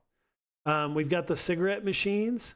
If you're not a big cigarette person, you got the Artomat coming here very soon. It sounds like there's no delays with it. Again, this is way behind, Q1 2024. I like, though, that they don't change these dates. Some companies would probably go in and say, we got to change that. It's gone on too long now that this hasn't released. We got to go in there and remove it or change it. I like how they leave it. They leave whatever it originally said. So we can call them out if they're taking too long. It also is probably giving them some accountability on their own end that we got to get these out. Because remember, we promised everyone Q1 2024, and it's still not out.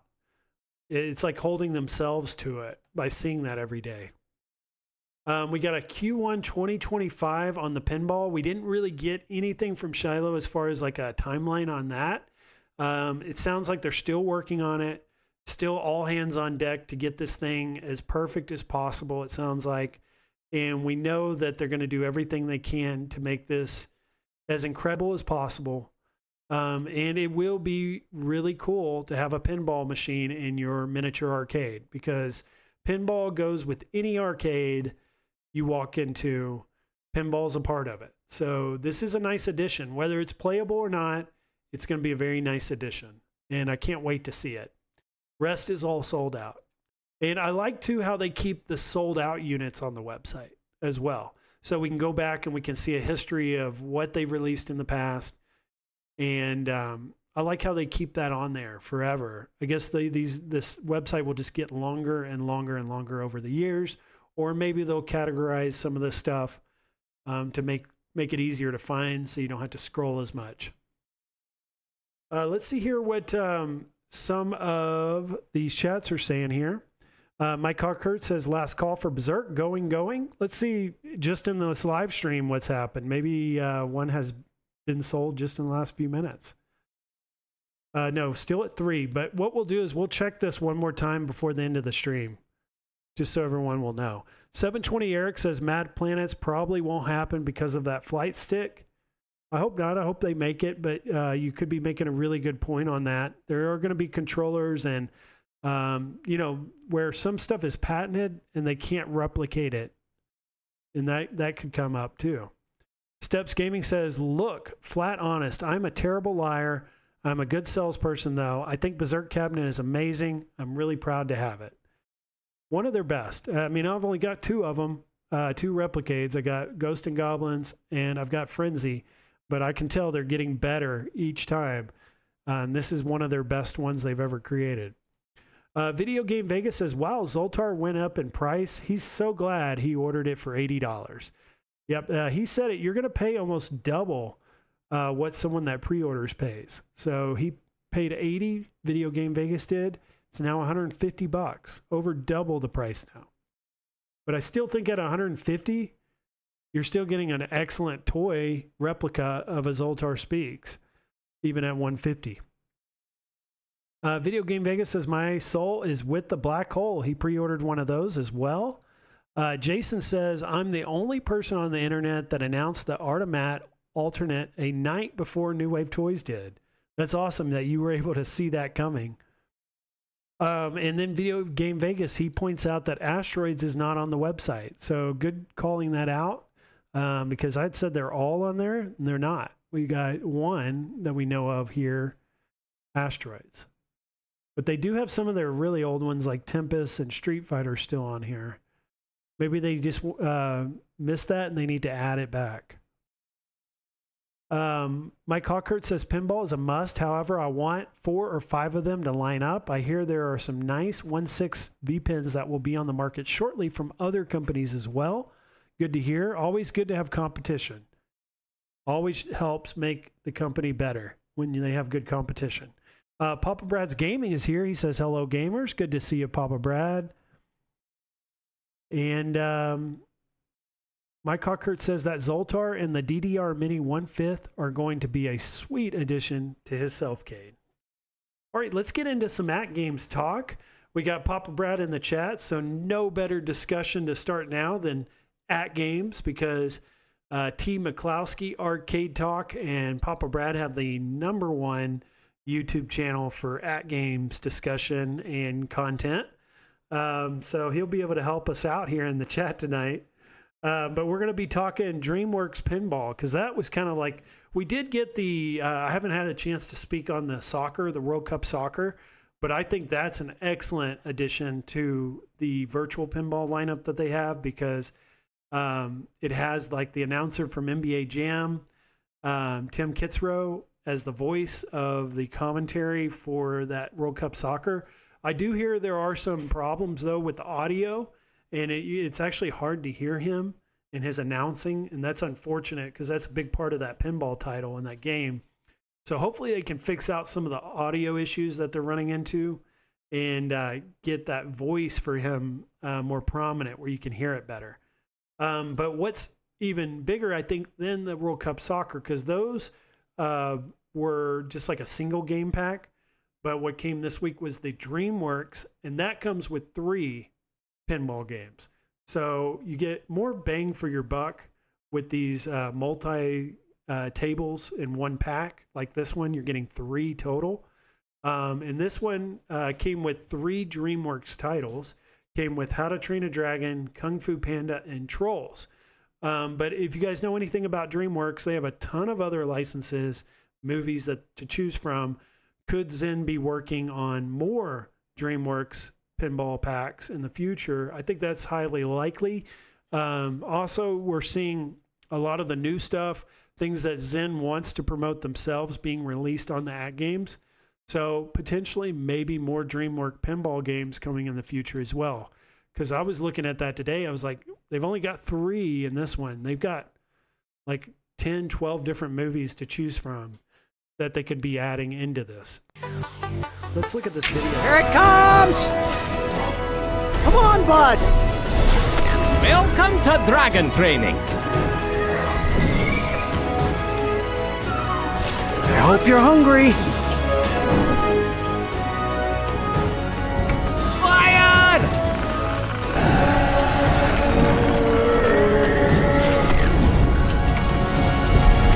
Stairs. I hate stairs. I love kung fu! Hit it, Paul. Inner peace. You are free to eat. Yeah. Ooh, the pool of sacred tears. You want to get something to eat? All right, let's do this. Slap it, boss. The troll's main source of happiness comes from singing. If I were you, I would aim into his mouth. Oh, give me that cute little ball.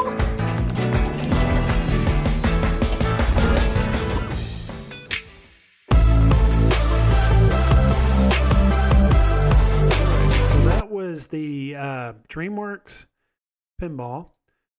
Just kind of the video for it. And I may have had that volume a little too loud, guys. I apologize about that. Looks like it may have been a little too loud. Hopefully not too bad. Just turned it down though. But Papa Brad's Gaming says T. McCloskey shared settings that bring the voice forward and make the sound on Zen better for now. I feel the sound still needs balancing, but the settings change the announcer's voice and the ball volume. So it does seem like there are some settings you can adjust yourself that will improve the Tim Kitzrow voice announcing in World Cup Soccer, guys. If you're interested, go check out T. McCloskey Arcade Talk. He'll have some information for you on that. But this is the DreamWorks Pinball. Kung Fu Panda movie just came out, so this is great timing for AtGames to release these tables. Also, Trolls. There was just a recent Trolls movie that was released. So this is great. When you drive sales of something based on the timing of a movie, I think that really helps. And we can see that here in this instance. Also, a lot of the people that are buying these like $1,500 pinball tables aren't just buying them for themselves. They're buying them for the whole family to play. They got a bunch of kids in the house that also want to be playing pinball as well. These are great tables for that purpose. These are great, like children's friendly, family friendly tables, and ones that they're going to recognize and want to play themselves. Something I would really like to see is to see the AtGames bring these, like especially these family friendly tables like this, to the Pinball Micro. Because I think a lot of the children out there, they ended up getting a Pinball Micro because of how small it is. They got to find a way to bring these Zen tables to the HD platform as well. I think they're really missing out on a lot of sales and money that they could be making right now on the Zen tables by only having it on the 4K platform. And especially so on these types of games, because like that Micro, which is one of their newer products, is bought, and a lot of people buy those for their kids to play. So I think they're really missing out. Also, you got to think too, like a 5-year-old or a 10-year-old that's playing pinball, are they even tall enough or big enough to stand and get up to the 4K to play it? Probably not. You'd have to get them a stool or a chair and kind of stand behind them and help them because of how big the 4K is. And just kind of some random thought is AtGames planning on bringing a 4K Micro maybe? Maybe that's the reason why they're not planning on bringing these types of games to the HD is, especially the Micro. Maybe they're making a 4K Micro that could be coming out in the near future. That's a thought as well. Ray says it's a little complex, but I'm starting to like how to train your dragon. Papa Brad's Gaming says for World Cup Soccer, it makes a big difference. Jason says, yep, Chucky and the Thing are incoming. though not sure they'll be before or after South Park and The Mandalorian. We should have a lot of stuff coming, guys. I mean, we got confirmation on that news article, which I'd shared this with you guys. We got Sorcerer's Lair, Wild West Rampage, Fishtails, World Cup Soccer, the Universal Classics pack with one stands out the most to me is going to be Back to the Future in that one. Jurassic World Pinball, the Monsters pack, the DreamWorks we just got. So one of these we can mark off the list. Killer Pinball, Chucky's Killer Pinball's coming.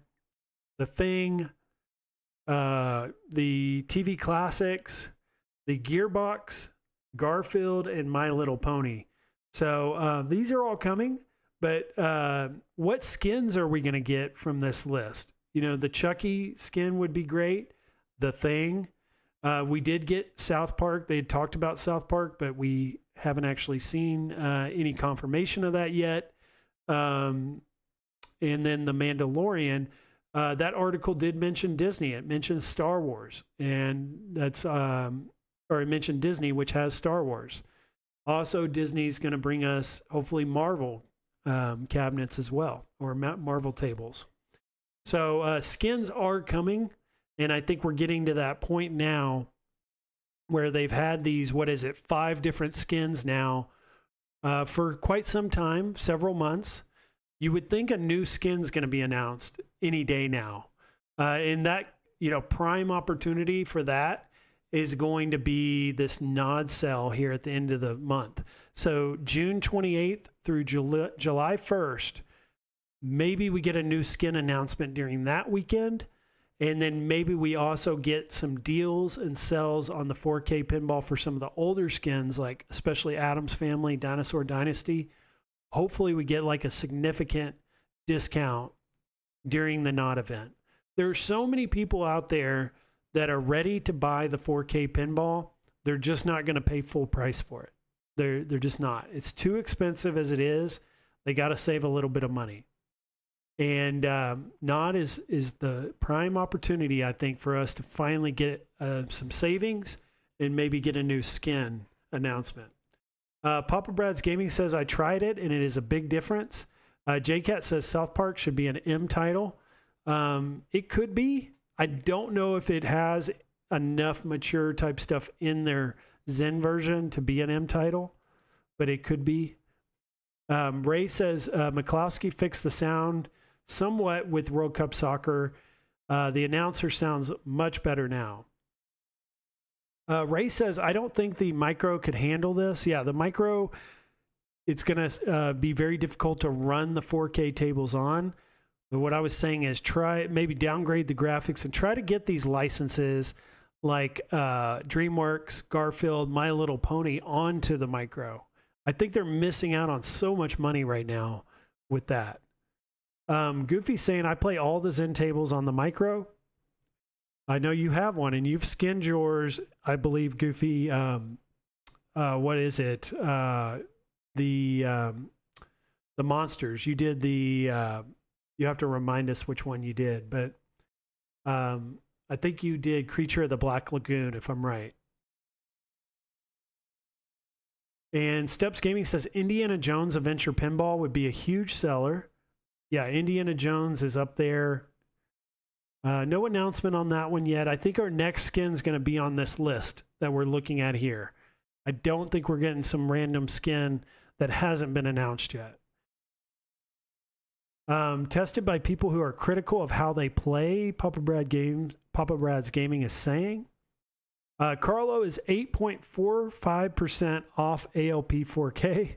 8.45, not 8.5. 8.45% off the ALP 4K. That's how they do it. They do like the littlest amount off as possible. But I think Nod is going to change that. Nod's kind of like that big weekend where they just kind of blow things out at real big price, real big savings, lower prices. So I'm hoping, and I'm not predicting that we're going to get a new skin or discounts because I've done that enough and been wrong. But I'm definitely hoping we get that. Video Game Vegas Zen just needs to release the Elvira tables already on the 4KP. Nobody will be paying attention to the lag. One thing about the lag is it does seem like it is a little bit improved on the DreamWorks, I'm hearing. So it's either one of two things. It's either that they're getting better with the flipper lag on these newer release tables, like the DreamWorks, or people are getting more used to the flipper lag. There is a lot of theory out there that people are just getting more and more used to the flipper lag, so they're not noticing it as much anymore, and they're going on to public platforms like Facebook and saying the flipper lag's been fixed, when in reality, they're just getting more used to it. So that makes a lot of sense also. Mike Cockhurt says, once the lag issues are resolved, I'll be on the market for a South Park 4KP. That is probably the only skin I would pay close to full price for. So many people haven't bought yet. There's a lot of people out there in the chat, few people in the chat I know that have one. But there's still so many people out there that are ready to buy.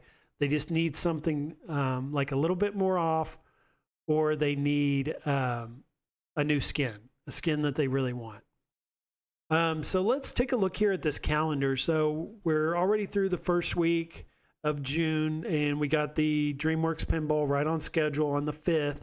Next week is a Natural History Pack 1 trivia week. So they're going to have trivia questions next week for natural history to celebrate it. The following week is Father's Day on the 16th. Happy Father's Day to all the fathers out there. The 17th is Natural History Pack 1 poll. I don't know what that's about. And then it looks like the 28th, they're going to have a Natural History Pack 2 release for the Legends 4K and HD devices.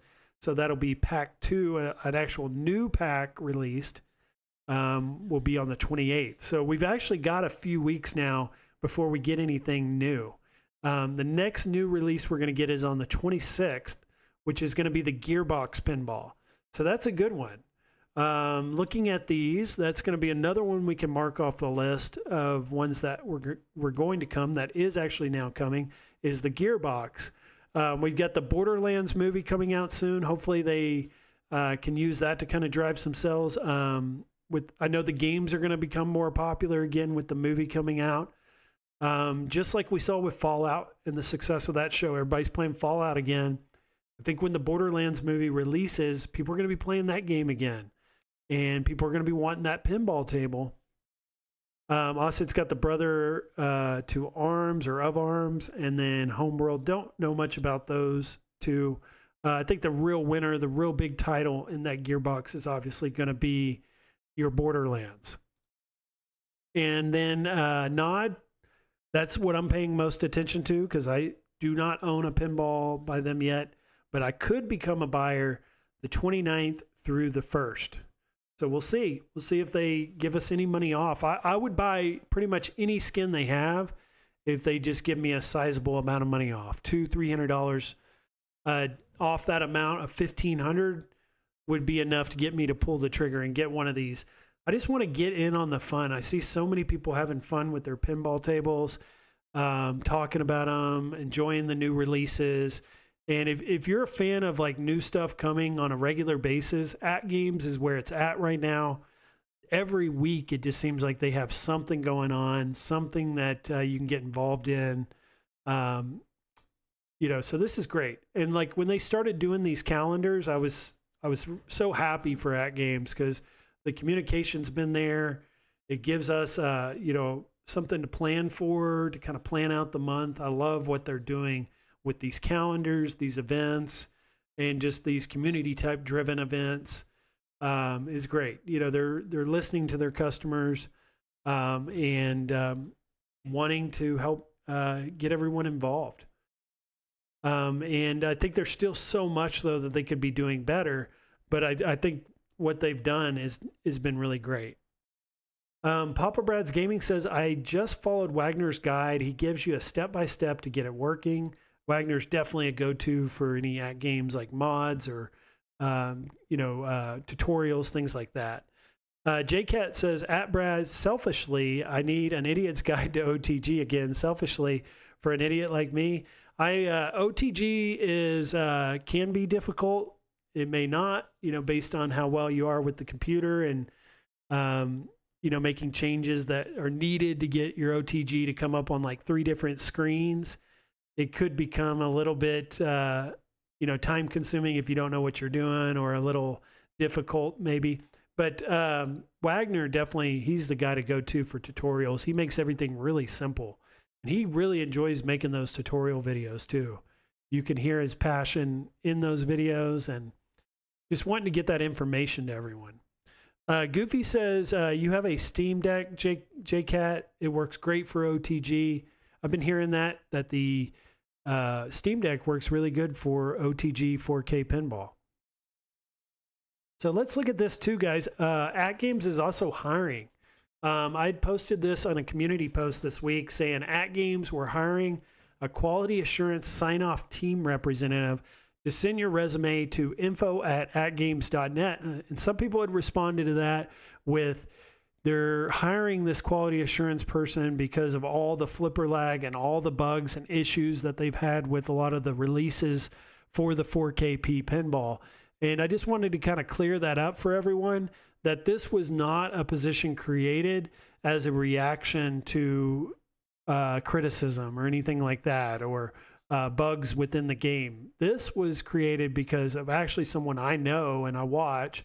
His name is Rascal. He's got a YouTube channel called Rascal's Basement Arcade that I'll watch on Tuesday nights. He does a live stream, and he is an employee of AtGames.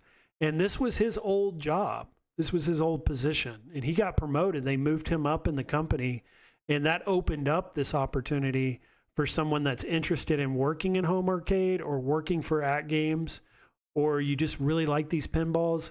You could actually make that your job and help make them better.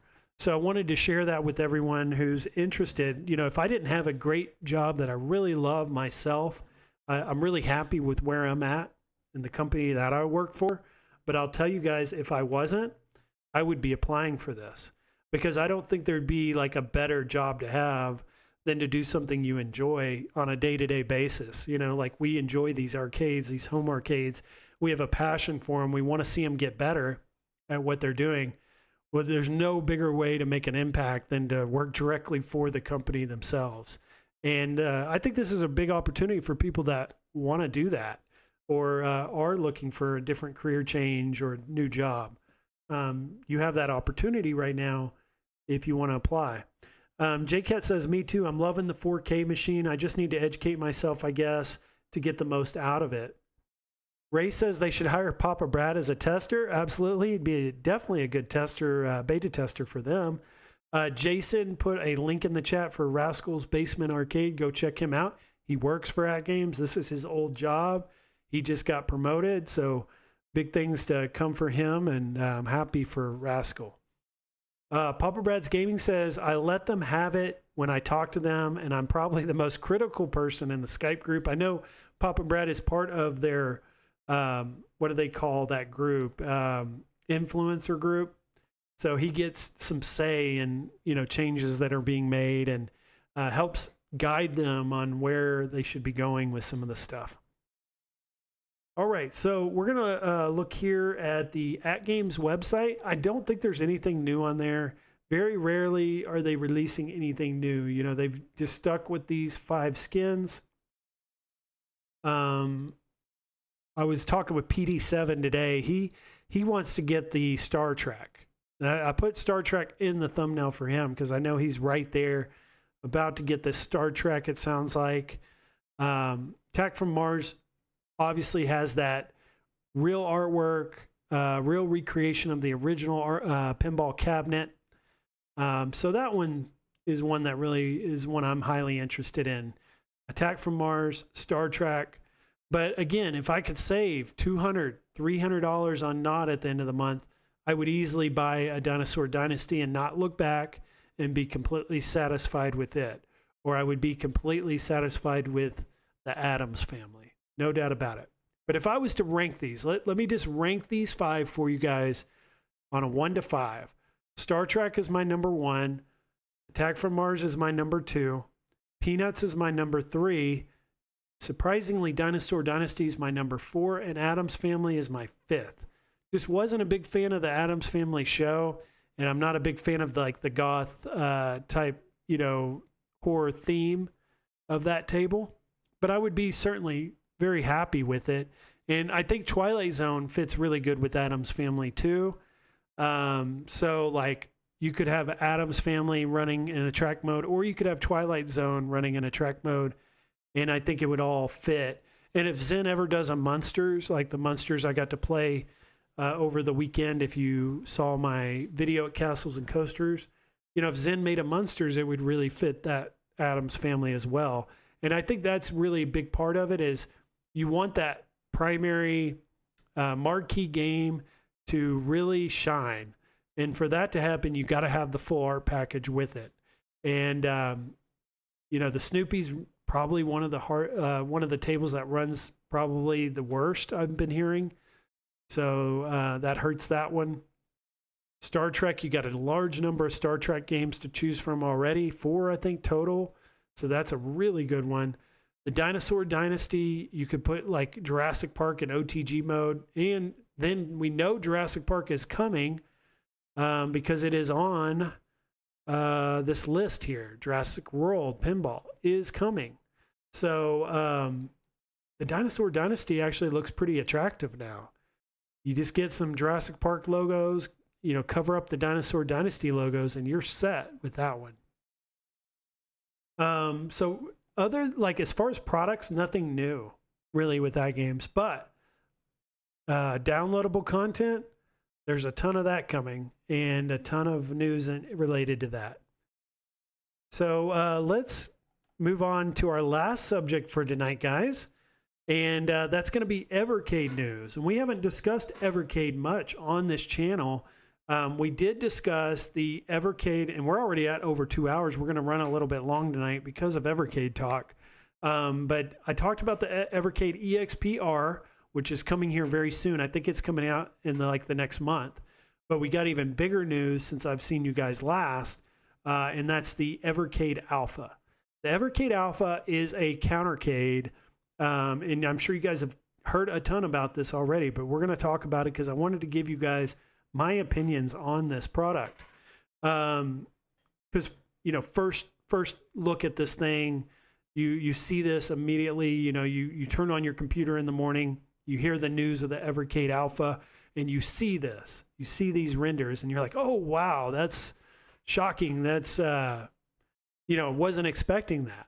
Was not expecting Evercade Alpha to get into the arcade business and to have these Capcom licenses and to have a little big blue countercade and Mega Man. What a great idea to have a Mega Man. We have not seen that from Arcade1up and that art.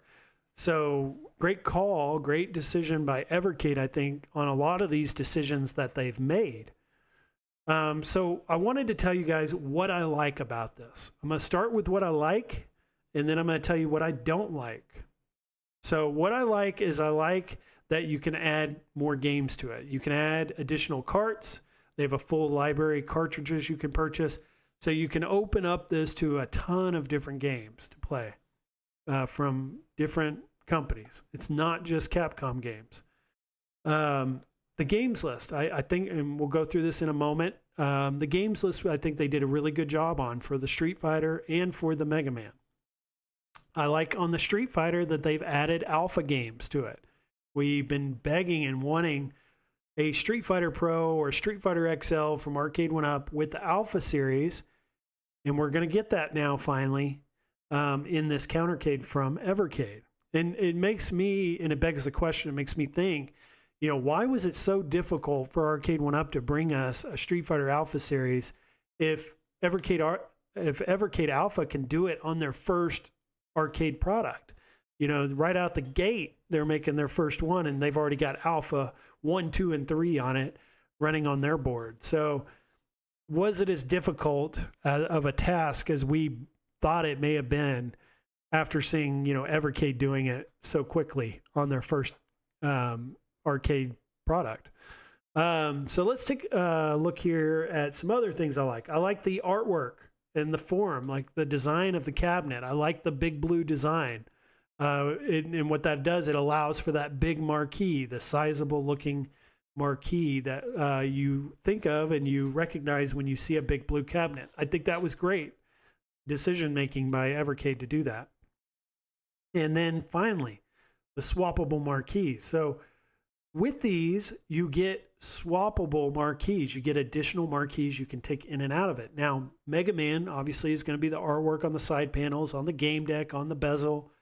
But you could throw a Strider or a Final Fight marquee in there if you're playing that title at that given time. And that'll at least give you some of that experience of having a dedicated cabinet. Now, what I see happening is a lot of people are probably going to skin this a Final Fight or a Strider because maybe they're not a big Mega Man fan. Same thing goes with the Street Fighter. The Street Fighter was kind of interesting that they went with the Champion Edition artwork because we've seen this time and time again with Arcade1up. Surprising that they wouldn't have gone with artwork for Alpha or for 1, 2, or 3. I'm just very surprised that they didn't do that. But it does make me think that maybe Capcom had a lot of say in this and they wanted Champion Edition artwork. And their hands were kind of tied on that. Also, it is a big blue cabinet, so maybe they're wanting to try to keep it authentic to a big blue. And I'm not sure if an Alpha ever came in a big blue. So maybe that's part of it too, is they're trying to recreate the original arcade. So some things that I don't like are going to be the price. The price is very high, guys. So there's two different versions. There's this version, which is like your standard version. I found it for about $255. You may be able to find it a little bit cheaper. I was watching Steps live stream, excellent live stream she did on Friday or Thursday, where she had pointed out you can maybe save a few bucks and find it elsewhere, like for $235 or something like that. Maybe she can confirm for us the lowest price she found. Lowest price I found was $255 when I looked. But then they have this deluxe version. The deluxe version is $322 last I checked, so very expensive. But it's almost like for me, if I was going to do one of these, I would do the deluxe because it does have the Alpha branded controller, which you're going to want anyways because a lot of these games are 2 players, especially the fighting games. You're going to need a controller anyways. Actually, in fact, I think you're going to need 2 to play 2-player because when you plug in one of the controllers, I think that deactivates the game deck, and then you have to have a second controller for a second person. So a controller comes with this one. Also, you're going to get 6 swappable marquees. So instead of just 3, you're getting 6. So like, for instance, with this one, you're going to get Knights of the Round marquee, Carrier Air Wing, and Mega Man 2. The Power Fighters marquee, which that Mega Man 2 is really going to fit the artwork. So you're probably going to swap those 2 out and it's going to match entirely. The Street Fighter as well, where you could throw in that Super Street Fighter 2 Turbo and it's still going to match pretty good. Even the Alphas, you're going to get Alpha 1, Alpha 2 with the original, but you get Alpha 3, maybe big fan of Alpha 3, you're going to have to get the deluxe. And like for me, I'm a big fan of the Super Puzzle Fighter. Actually, of these games, Super Puzzle Fighter is right up there with the fighting games for me. I would probably be playing the Super Puzzle Fighter a lot. So that would be like a must need for me for the marquees. So the deluxe is very difficult decision for me on would I want to get the standard or the deluxe. I'm leaning deluxe, but then also the price difference. It goes up almost $75 or more if you want to get the deluxe. And Steps put in a link for you guys. If you want to try and get the standard, here's the link, $233. So you're almost $100 more for the deluxe, like $91 more. So it's quite a big price tag there for a controller and 3 extra marquees. So it becomes a very difficult decision for me on, what I would get if I was to get one of these. But I'll tell you guys, I'll be honest, I'm really far off from buying one of these. Even though I'm really excited for it, I like what they're doing. I like to go through all this stuff and learn about it, because what this means is it means more competition for Arcade1up. Also, based on the success of these, it means the possibility of them bringing us more full-size looking cabinets in the future. Maybe we get a 3/4 scale or larger Evercade. What are they going to call it? If this is called the Alpha, what would they call a larger version of this? You know, they'd have to come up with some really catchy name for that, since they've already used Alpha on this one. But let's look at the games list. So some things that I liked were the games list. And I've got a couple of graphics that really show that off here. Mega Man. So here we go. Mega Man, the Power Battle, Mega Man, the Power Fighters, Strider, Knights of the Round, Final Fight, Carrier, Air Wing. Great games list. Solid 6 games, especially these Mega Man, since we haven't seen these before and I've been wanting a Mega Man arcade. It made me think of how long I've been thinking of a Mega Man arcade when this came out. And I'd almost forgotten about it or given up on that ever happening. To see this is huge. It's awesome. So I would be leaning Mega Man, because we haven't gotten anything like that from Arcade1up. But then the Street Fighter is really enticing, because they gave us 2 good classic Street Fighter games with the Super Puzzle Fighter and the full list of Alpha games. You would think they would throw in like Street Fighter Alpha 1, maybe save 2 and 3 for a later release, but they gave us all of them. They gave us the whole collection, which is really, really nice for us as the buyer. So it's a hard decision between the two also. Like, which one do you get? Do you get the Mega Man or do you get the Street Fighter? So some things I don't like. I don't like the price. 233 Steps is saying is a little more reasonable than 255. They're getting closer.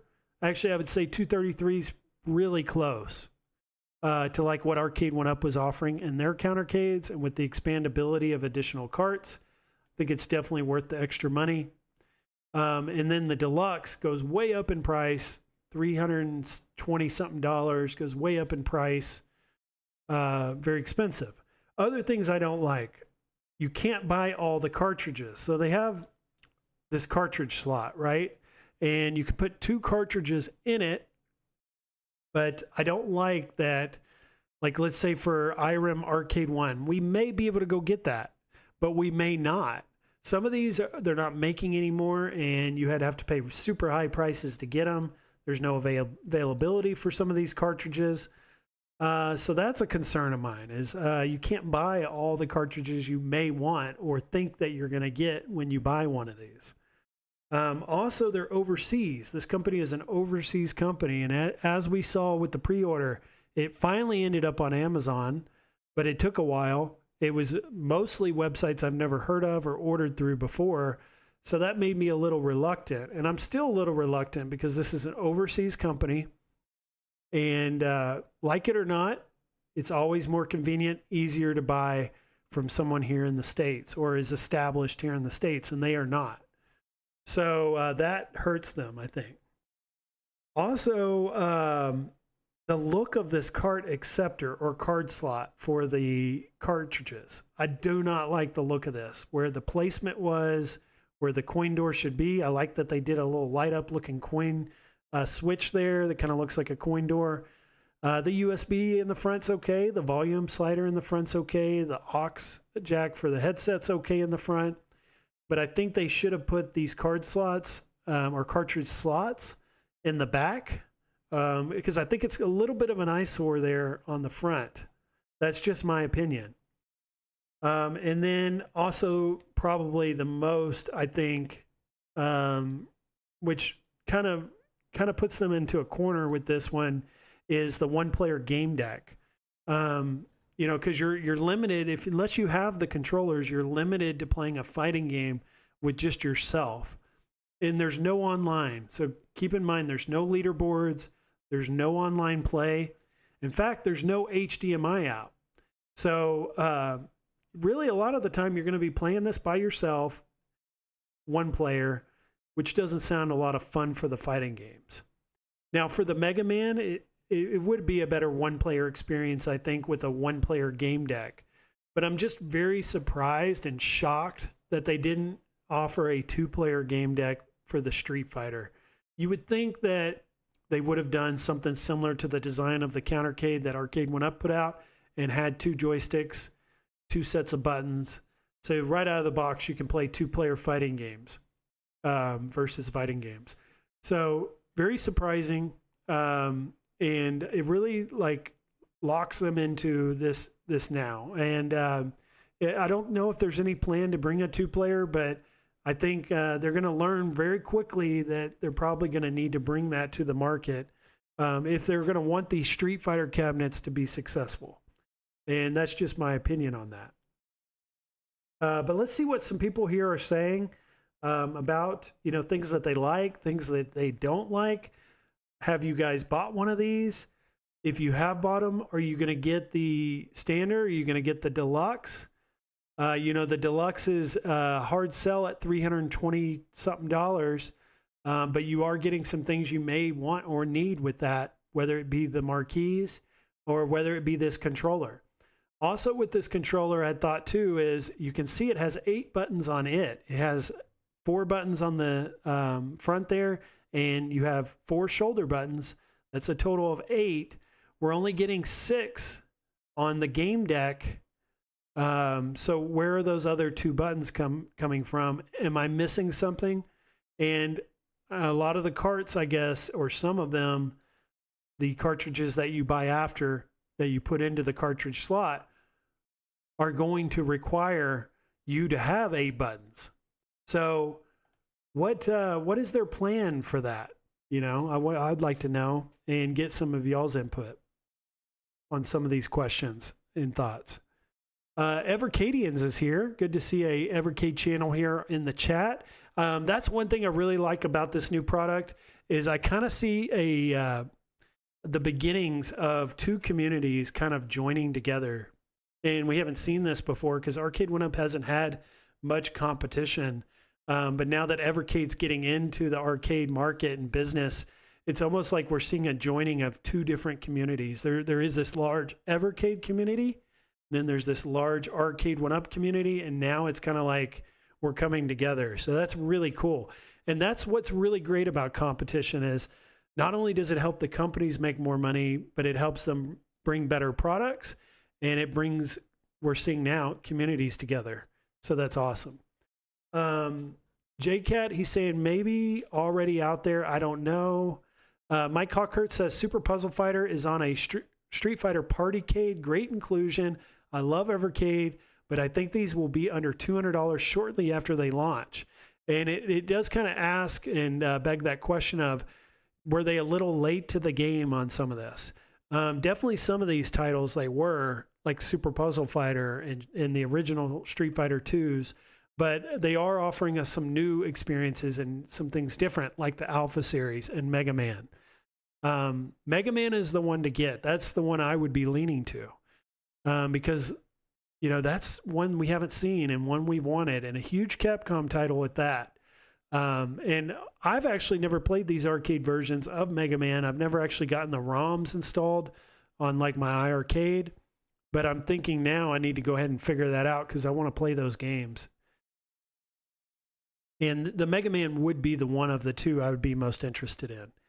Video Game Vegas says, I agree on consoles. The Evercade Alpha has arcade games, so it just seems weird, but I do agree Mega Man, the character, is popular. And there is a Mega Man arcade. There was at one point a Mega Man arcade game. So it does fit. And Steps Gaming says, if they make a Mega Man cartridge with the NES games, that arcade art will pay off, LOL. And Mike Hawkert says, Arcade1up MSRP, their countercades are at $229 also, but they don't actually sell for any in bulk until they are $179 or less. I'm glad you brought that up. So I have one countercade by Arcade1up. It's that Miss Pac-Man right here in the upper left right there. I'm kind of pointing at it right there. I paid $75 for that. I would never in a million years pay over $200 for an Arcade1up countercade. The fact that they were asking $230 for one of those is absolutely ridiculous. Nobody should be paying that much for an Arcade1up countercade. The sweet spot for those is at like 150 or less. And really your sweet spot and where you should be getting the Arcade1up countercades at is $75 to $100. That's what those are worth. So I do expect the Alpha to be much more than that for what they're offering. The sandwall controls, all these extras like the swappable marquees, the Deluxe giving you the controller and extra swappable marquees. I do think they should be more money, but I do still think they're coming in a little higher than what I'd like to see. And that's pretty common for me. I'm always pretty critical of these prices. I'm always shopping for deals. I always want to get in for myself and for you guys lower prices. Papa Brad's Gaming says some good beat 'em ups and shmups. Definitely so. Video Game Vegas, Biggie D's Arcade. Did you actually play the Mega Man Arcade Boss Run or Boss Rush games? You've actually seen these games in the arcade. So let's see here. While we're live, let's see what we can find for a Mega Man arcade cabinet. Because that's a good question there. I was almost 100% sure we had a Mega Man arcade at some point in the past, but maybe I'm wrong. Maybe I've just been seeing. No, here we go. Mega Man The Power Battle video game by Capcom did exist. So it does. Video Game Vegas, here it is. After choosing either Mega Man, base, prototype, the player selects one of 3 different paths. Mega Man 1 through 3, 4 through 6, or 7. And here it is. This is what the cabinet looked like. And this released in 1995. And it was a wide release. You had me second guessing there for a moment, Video Game Vegas, so I'm glad we looked. So it's good to see Evercade getting into the arcade business with like an arcade accurate or recreation of a real arcade in both the Mega Man and the Street Fighter. Papa Brad's Gaming says it has a Versus console in it. Jaleco collections are sweet. They got a lot of ones. They got the Namco collection. I just showed you guys here. They got an Irem collection. So really cool stuff. Now, some of these games, though, aren't arcade ROM. Some of these are the console versions of these games. So just consider that as well. Steps Gaming is saying $233 is a fair price for this, considering the dual cart slots. All the carts will play if you get them on the Alpha. Video Game Vegas says, I can tell you I'm not a fan of Mega Man arcade games. I'm more into the platformers. And that's the good thing about the Evercade is it offers you both. It offers you console type experience games as well as arcade games with this. Papa Brad's Gaming says USB controller compatibility is really good though. So yeah, I was going through this FAQ, right? I had this FAQ pulled up for a reason because there were some good questions and answers in this. And I still think there's going to be a ton of them after this even though they're trying to clear up as much confusion as possible. But the controllers, they did say that it'll work with a lot of USB compatible controllers. Evercade Alpha's USB ports are compatible with a variety of third-party controllers, including several popular brands of arcade sticks. So if you have like an arcade stick game deck, that will work as well. All you need to do is plug it into the controller port, the USB port on the front of the unit. So more so the Deluxe with that controller, it's going to be, do you want the Alpha branded controller? Is that, appealing to you, or is that something like you have to have? Because you can get their other version of this controller, or you can pretty much plug in, it sounds like almost any USB controller will work. And we'll have to test that when it releases to see if that holds up. Mike Cockert says the Versus is a great unit, very similar to the Core Max. You can throw it in a 3/4, 5/4 Arcade1up and get a perfect screen setting and even use the Intex Switch controller as a 10-minute mod. So I was thinking too, my encoder for my Raspberry Pi on my Marvel Superheroes here right behind me went out. And this went out. and even coin in. But I can coin in with the second player. So I was thinking maybe I'm going to take the Raspberry Pi out of this and put the original Marvel Superheroes PCB back in it, because it did have Punisher on it, which was a sweet game, and that's one they're never bringing again. So I may put the original PCB back in, but I was also thinking that's kind of boring, only 3 games. What if I could put in the PCB or the board from the Evercade into this? That would be a whole nother thing to think about and consider. And then if you can use the Intex Switch controller, you know, there's a lot of possibilities. And having a new arcade product in the circle of companies and competition that is in this market is really good, because it opens up a lot of possibilities for mods and various things like that as well.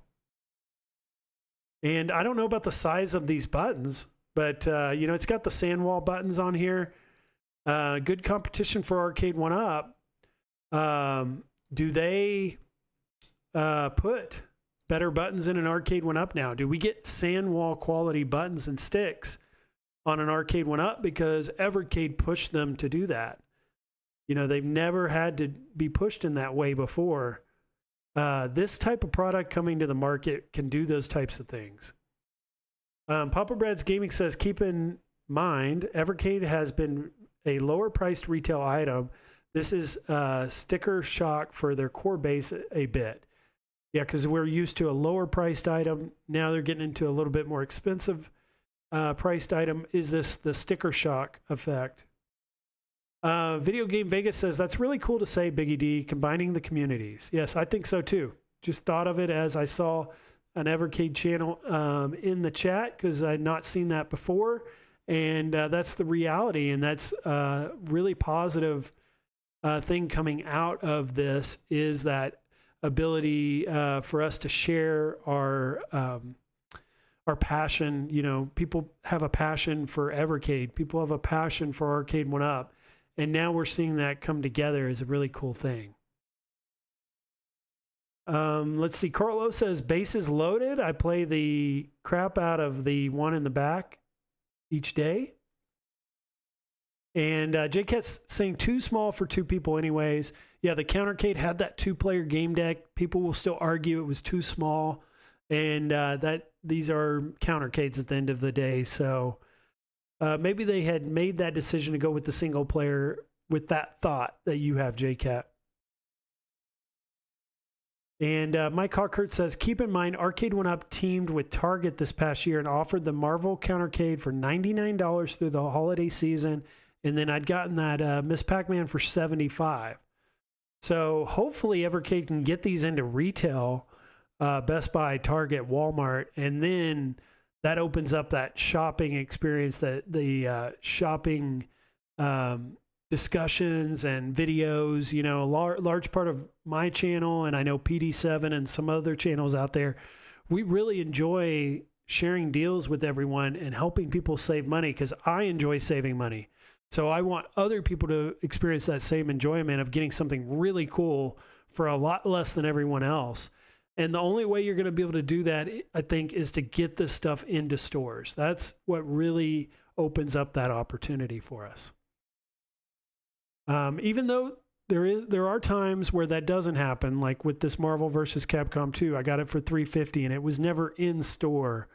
But it's much less. Your opportunity is much less when it's online only than when it's in store, because stores can make their own decisions, like especially Walmart. They can clearance out all their Arcade1ups where other stores aren't doing that. They can individually do that on their own. But very cool stuff. Evercade, go check them out, guys. I'm going to be discussing this probably week after week as this begins to release, and as it actually comes to release, I will be talking about it. And check out the link if you guys are wanting to save the most amount of money possible.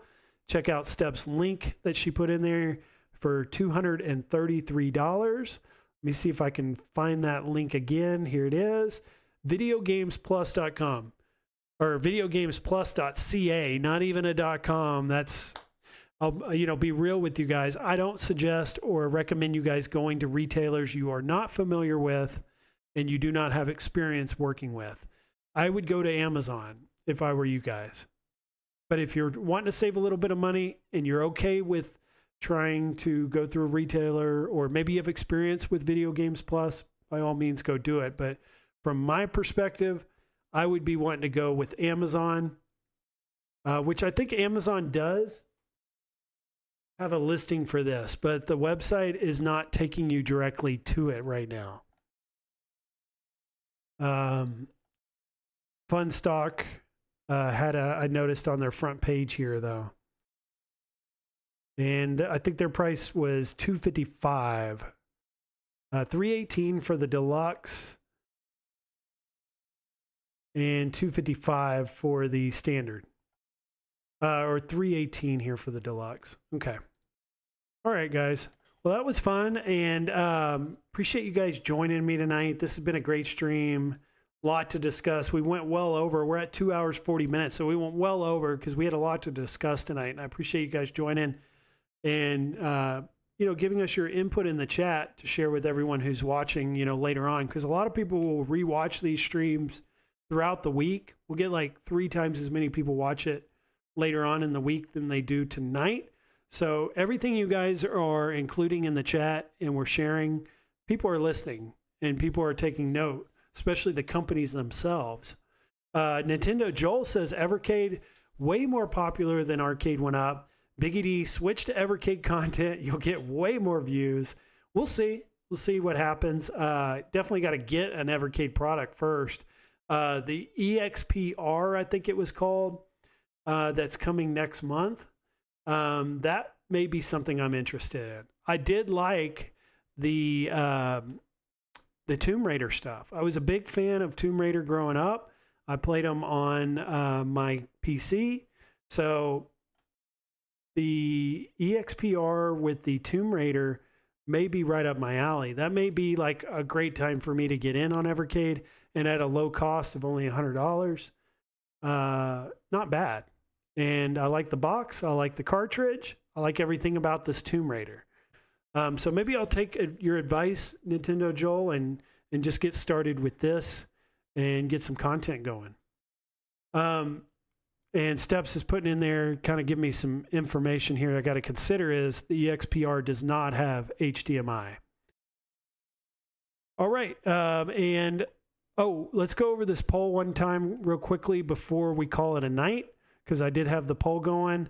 And thank you, Papa Brad, for reminding me of this poll. So we've got a poll going. I'll go ahead and end it now. We had 66% say no. So overwhelmingly, most people had said no for that. And let's see how many had said yes. Very few said yes. And when I ended it on there, it took it off of what I was looking at here on the chat. So I'm going to bring it up here on the live chat. So no, 65%. So Arcade1up had a booth at Game Fest 2024. Do you feel better about the company now? 65% said no, more than half of the people in the chat. 28% said maybe, but I need to see more. So that's good. That's like a third of our audience said they are possibly feeling better about Arcade1up and their future now, but they need to see more. They're right there. They're maybes. Maybe give us a new release, Arcade1up. Bring us a new XL. Even a new deluxe may do it. May put those people over the hump and say, yes, I am excited or feel better about Arcade1up. Now, people that said yes, that don't need any more, that just this weekend alone, seeing Arcade1up have a booth at the Summer Game Fest in LA this weekend, 5% said yes, that they feel better about Arcade1up now after seeing them at Summer Game Fest. And we had a total of 76 votes, guys. So that is really good. That's a good gauge of the community as a whole.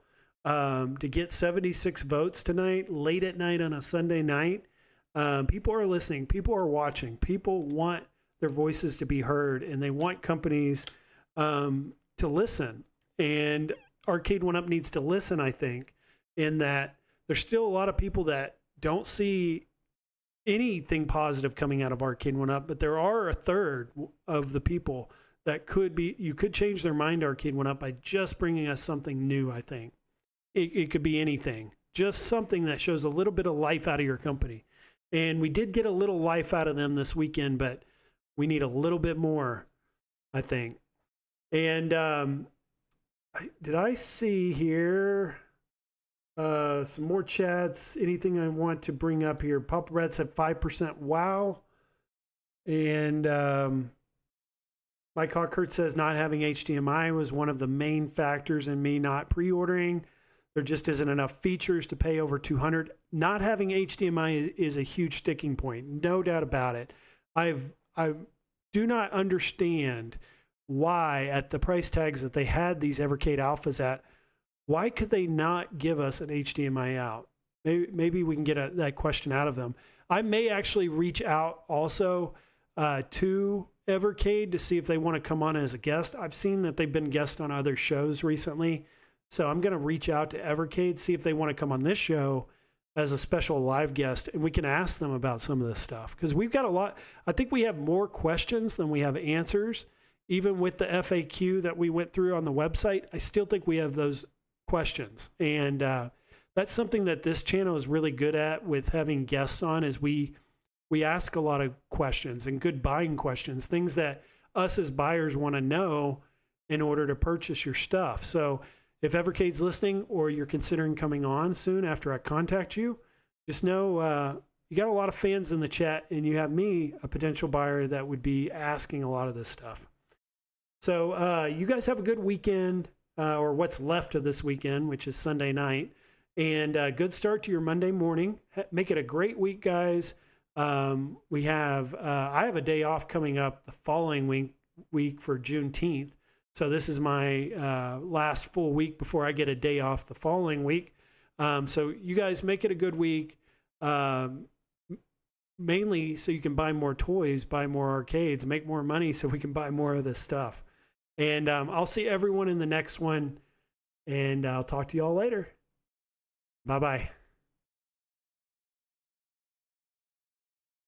And I do not have my closeout video. Oh, there it is. See y'all later.